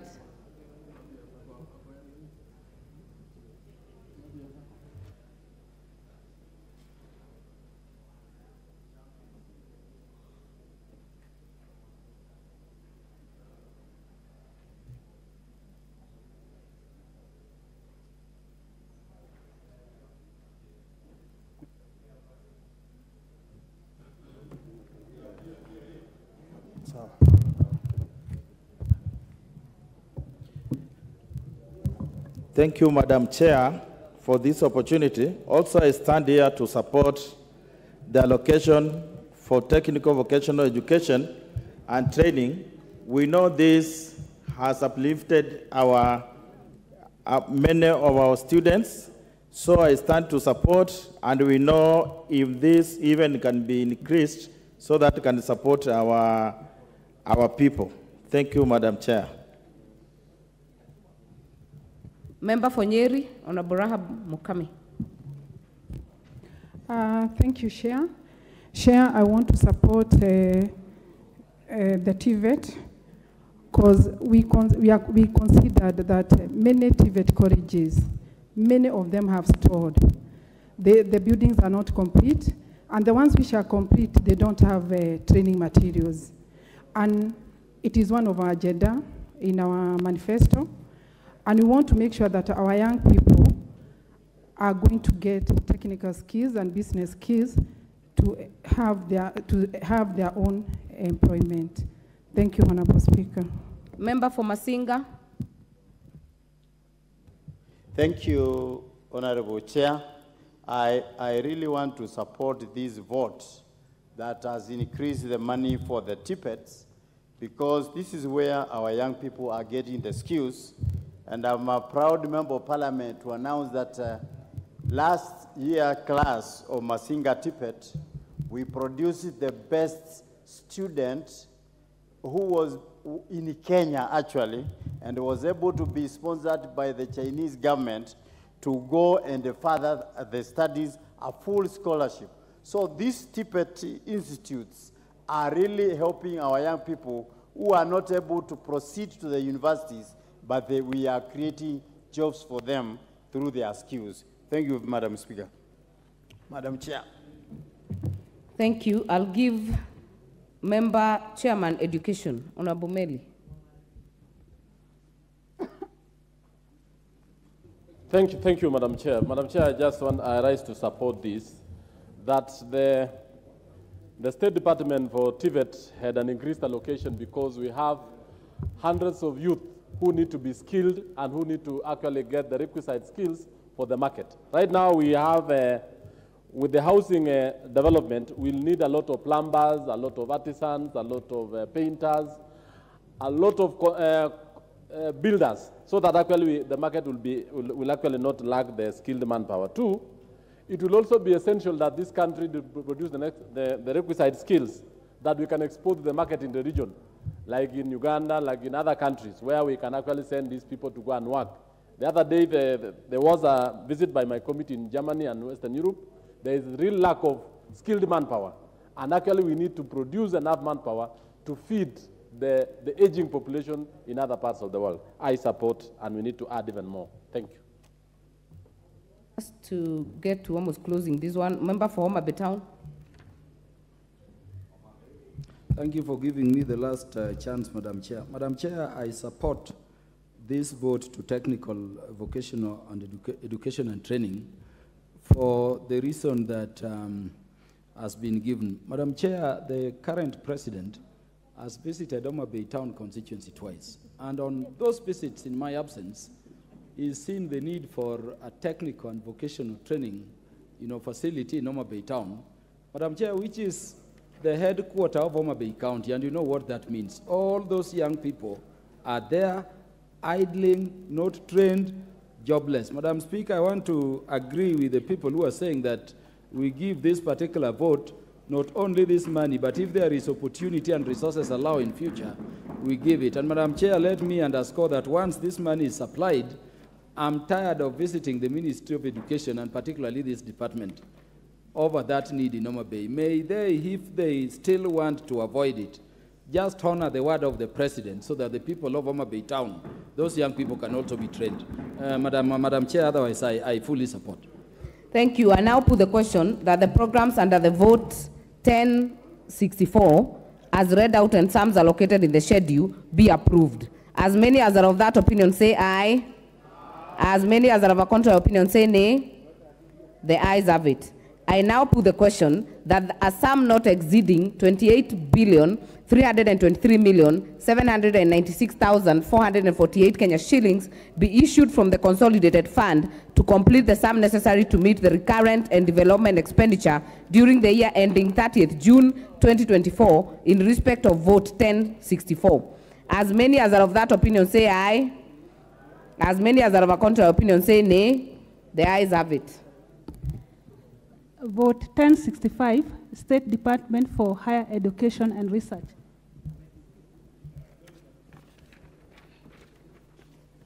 I propose the question that a sum not exceeding 128,603,869,981 Kenya shillings be issued from the consolidated fund to complete the sum necessary to meet the recurrent and development expenditure during the year ending 30th June 2024 in respect of vote 1065.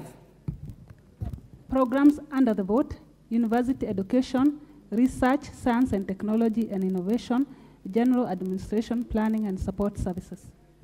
I propose the question that the programs under vote 1065 as read out and sums allocated in the schedule be approved. There is a proposed amendment.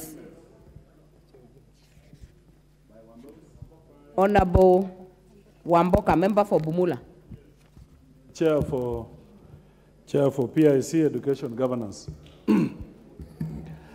Honorable Chair, I beg to move that the schedule be amended in vote 1065 by deleting the figure 124,039,641,117 in column 6, gross current estimates, under program 0504000 University Education, and substituting thereof the figure 123,439,641,117, and B, deleting the figure 3,455,000,000 in column 7 in gross capital estimates under program 0504000 University Education, and substituting therefore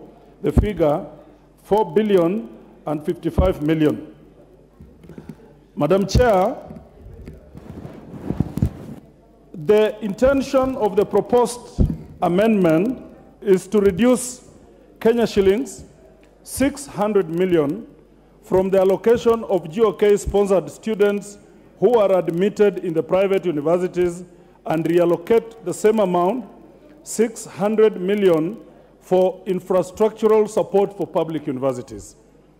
Honorable Chair, we all agree that our public universities are struggling due to underfunding, which also affects their ability to expand and rehabilitate the existing infrastructure. This has in turn compromised the quality of education which is being offered at our public universities. Honorable Chair, the 600 million, though not adequate, will go a long way in supporting the selected key universities, that is Moi University, Egerton University, the University of Nairobi, Chuka University, Masinde Muliro, Masai Mara, and Kibabi University, which have serious infrastructural gaps, and Tomboya in Homa Bay, Honorable Speaker. Honorable Speaker, the allocation to private universities in the last 5 years to support government students admitted there has been surrounded by gray areas, which as a house we should not allow at all.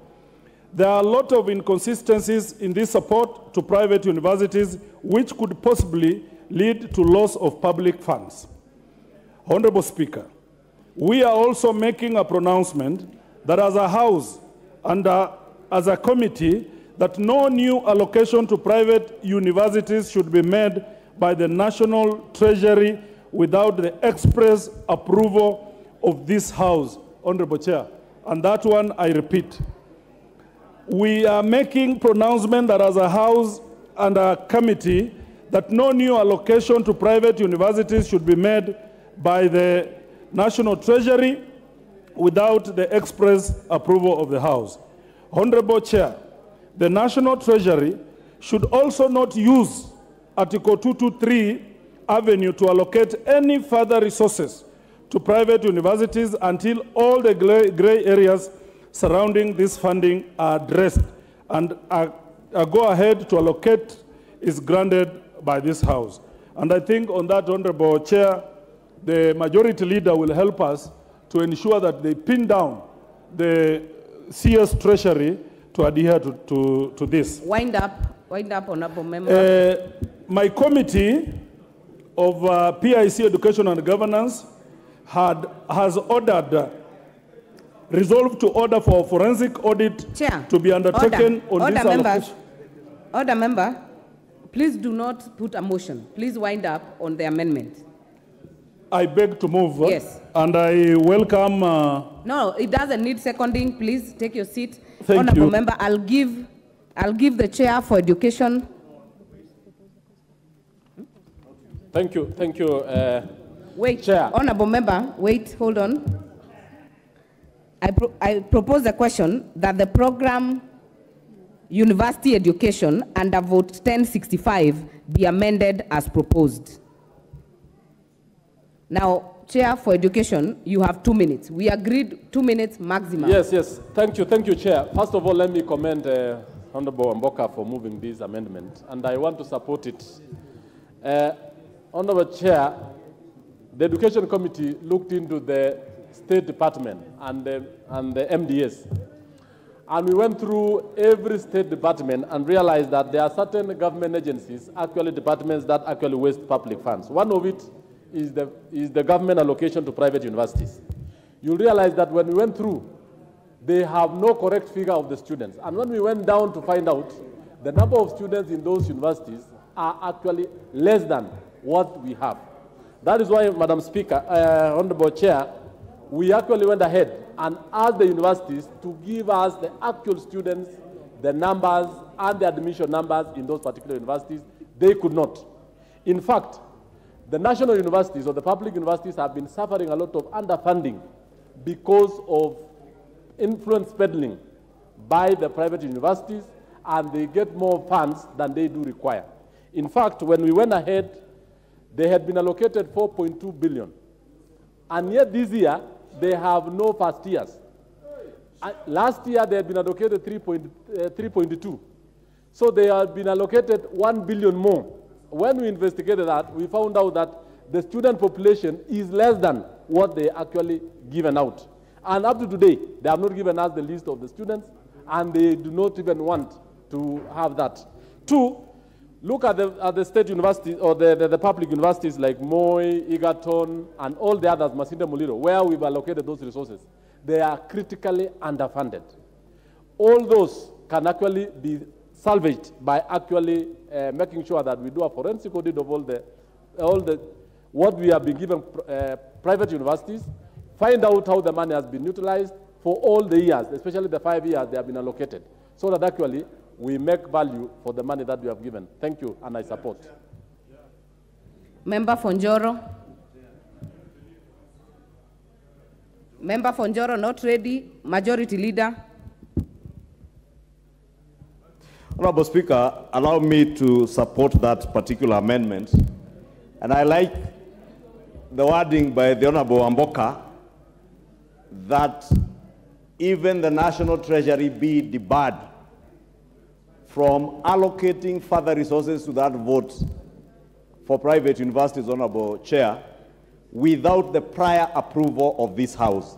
And it is time, Honorable Speaker, that this House took its work seriously, Honorable Speaker, because we pride ourselves as a budget-making House, but we continuously allow the National Treasury to abuse our mandate by allocating money through under Article 223 without being verified, Honorable Speaker. Last week, Honorable Speaker, the CS education was right here. And remember, you remember, Honorable Speaker, me putting it to the CS, that there are indeed cartels that have taken over the running of the State Department for University Education. Honorable Speaker, it is surprising if you looked at the documents that were tabled by the CS. Mount Kenya University is being allocated in the last financial year a figure of 731 million when Karatina University is down on its knees. Egerton University, Honorable Speaker, is being closed down. The same with Moi University. Our premier university, the University of Nairobi. Yes, it is the University of Nairobi. You know, Honorable Speaker, I went to the University of Nairobi. And the university, Mr. Speaker, the premier university, which I am sure you also attended, Madam Chair, is also on its knees financially. It is immoral. It is unethical of us as leaders to be allocating money to private businesses in the pretext, and I say this without flinching an eyelid, Honorable Speaker, in the pretext that we are funding university students, what we call publicly funded university students in private universities. I did put it to the CS here last week, Honorable Speaker, that until they give us a forensic audit showing us who are these students in these private universities. If you go to some of these universities getting 700 million, Speaker, this money is being allocated to mere numbers, not students. There are no students in classrooms. Honorable Speaker, look at the figures going to Kabarak University. And when we spoke about state capture in this country, people thought we were playing around or we were just playing politics. State capture is real. Business people have taken over the running of government ministries. Business cartels have taken over the work of legislating and appropriating resources on behalf of the people. It is you members here who are charged with that responsibility of appropriating money, not business people out there who are appropriating money for profit, not for public good. Honorable Speaker, we must now rise to the occasion and appropriate money appropriately for public good, not for private profit. Honorable Speaker, I support this amendment, and I want to re-emphasize that the National Treasury must not allocate any further resources to the State Department for private universities without the prior approval of this House, so that the forensic audit we sought from the CS is tabled before this House. It is checked by the Public Investments Committee in charge of education, which the Honorable Amboka sits in, and I am glad that the Honorable Amboka, being, I think, is even the chair of the Public Investments Committee in charge of education, has taken up this matter with the energy that it deserves. And Honorable Amboka, I want to encourage you, that is what is meaningful oversight. Oversight in government is not shouting in funerals. It is doing what you are doing. Thank you, Honorable Speaker.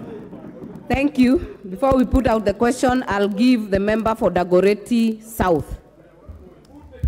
Madam Chair, because I wouldn't want to delay anyone on this debate, mine is to support the amendment.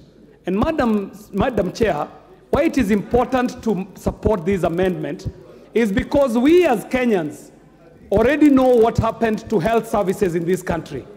The moment we support private entities at the expense of public entities, that is the day we start walking down the road of killing our public entities.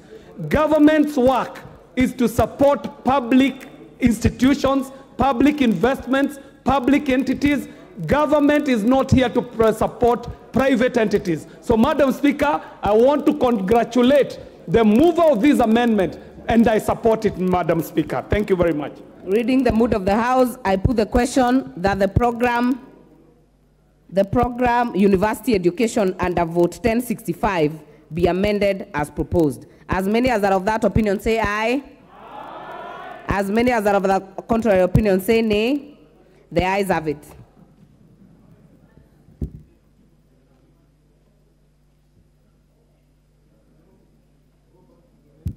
I put the question that the program under the Vote 1065 as amended and sums allocated be approved.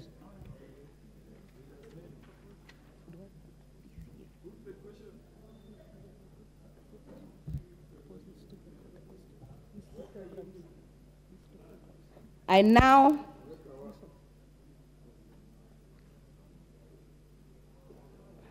propose the question that the programs Research, Science, Technology and Innovation, General Administration, Planning and Support Services, as read out and sums allocated in the schedule, be approved.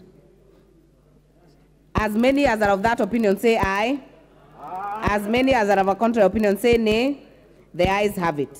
I now put the question that a sum not exceeding Kenya shillings 128,603,869,981 be issued from the consolidated fund to complete the sum necessary to meet the recurrent and development expenditure during the year ending 30th June 2024 in respect of Vote 1065. As many as are of that opinion say aye. As many as are of a contrary opinion say nay. The ayes have it. Vote 1066. State Department for Basic Education.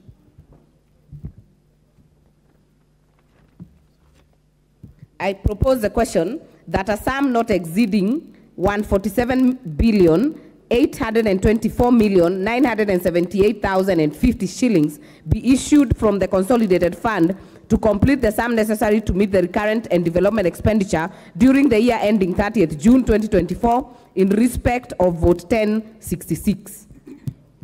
Programs under the vote: primary education, secondary education, quality assurance and standards, general administration, planning and support services. I propose the question that the programs under Vote 1066 as read out and sums allocated in the schedule be approved.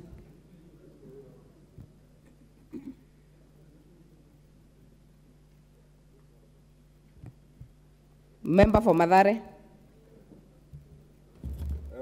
Thank you, Madam Chair, and I wanted to support this, but Madam Chair, looking at the allocation that has been given to this, it is way, way below education. The basic education sector, in my view, should at least be at about 200 or 250 billion. And there are about two short reasons that I want to advance in this regard.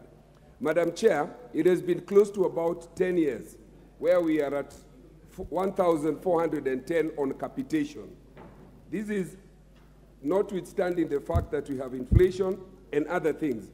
If you look at the current inflation and put into consideration what the capitation or capitalizing as students in our public schools should be, it should be at about an estimated 7,400. If you take into account now the CBC, capitation or capitalizing a student should at this particular time be at least 15,000, not 1,400. Madam Speaker, if you look at the school feeding program and what has been allocated to it, about only 2.3 million of about 17 million students in schools will benefit. What happens to the other estimated 3 to 5 or 6 million out of the total 17 million, including my students and students in Mathare and informal settlements who will not be able to access and benefit from this?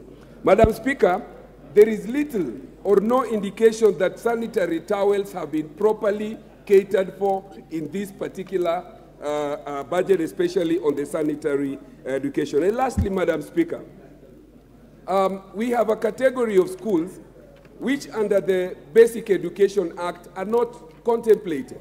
The Basic Education Act contemplates schools to mean either public or private schools. There are about 1.8 million children in Kenya today who go to schools that are neither public nor private, schools that are known as APBET, Alternative Provision for Basic Education.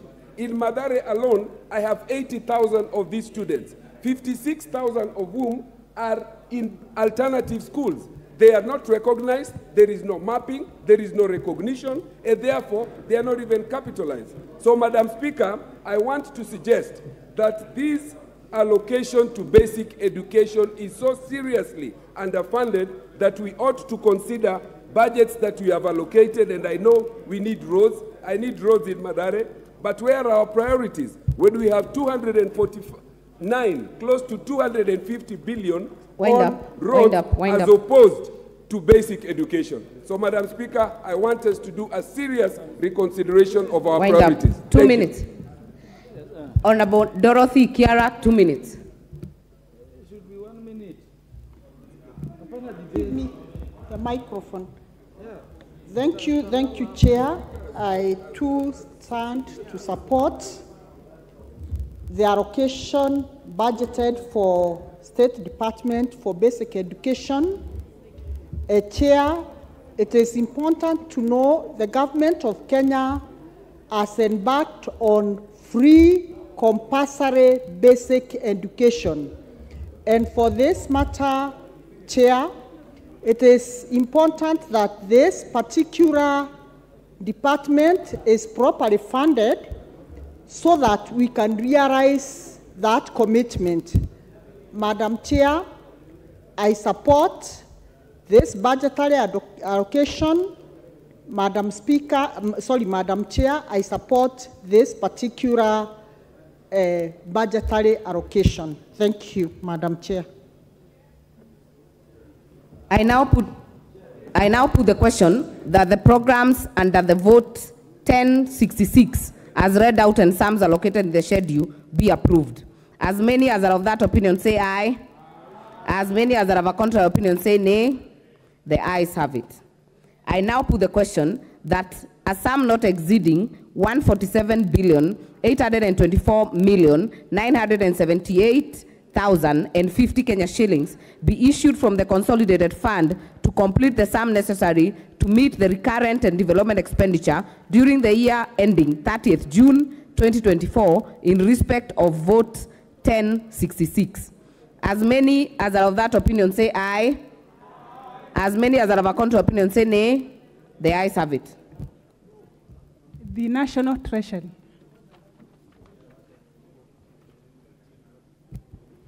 I propose the question that a sum not exceeding 130,489,049,141 Kenya shillings be issued from the consolidated fund to complete the sum necessary to meet the recurrent and development expenditure during the year ending 30th June 2024 in respect of vote 1071, the National Treasury.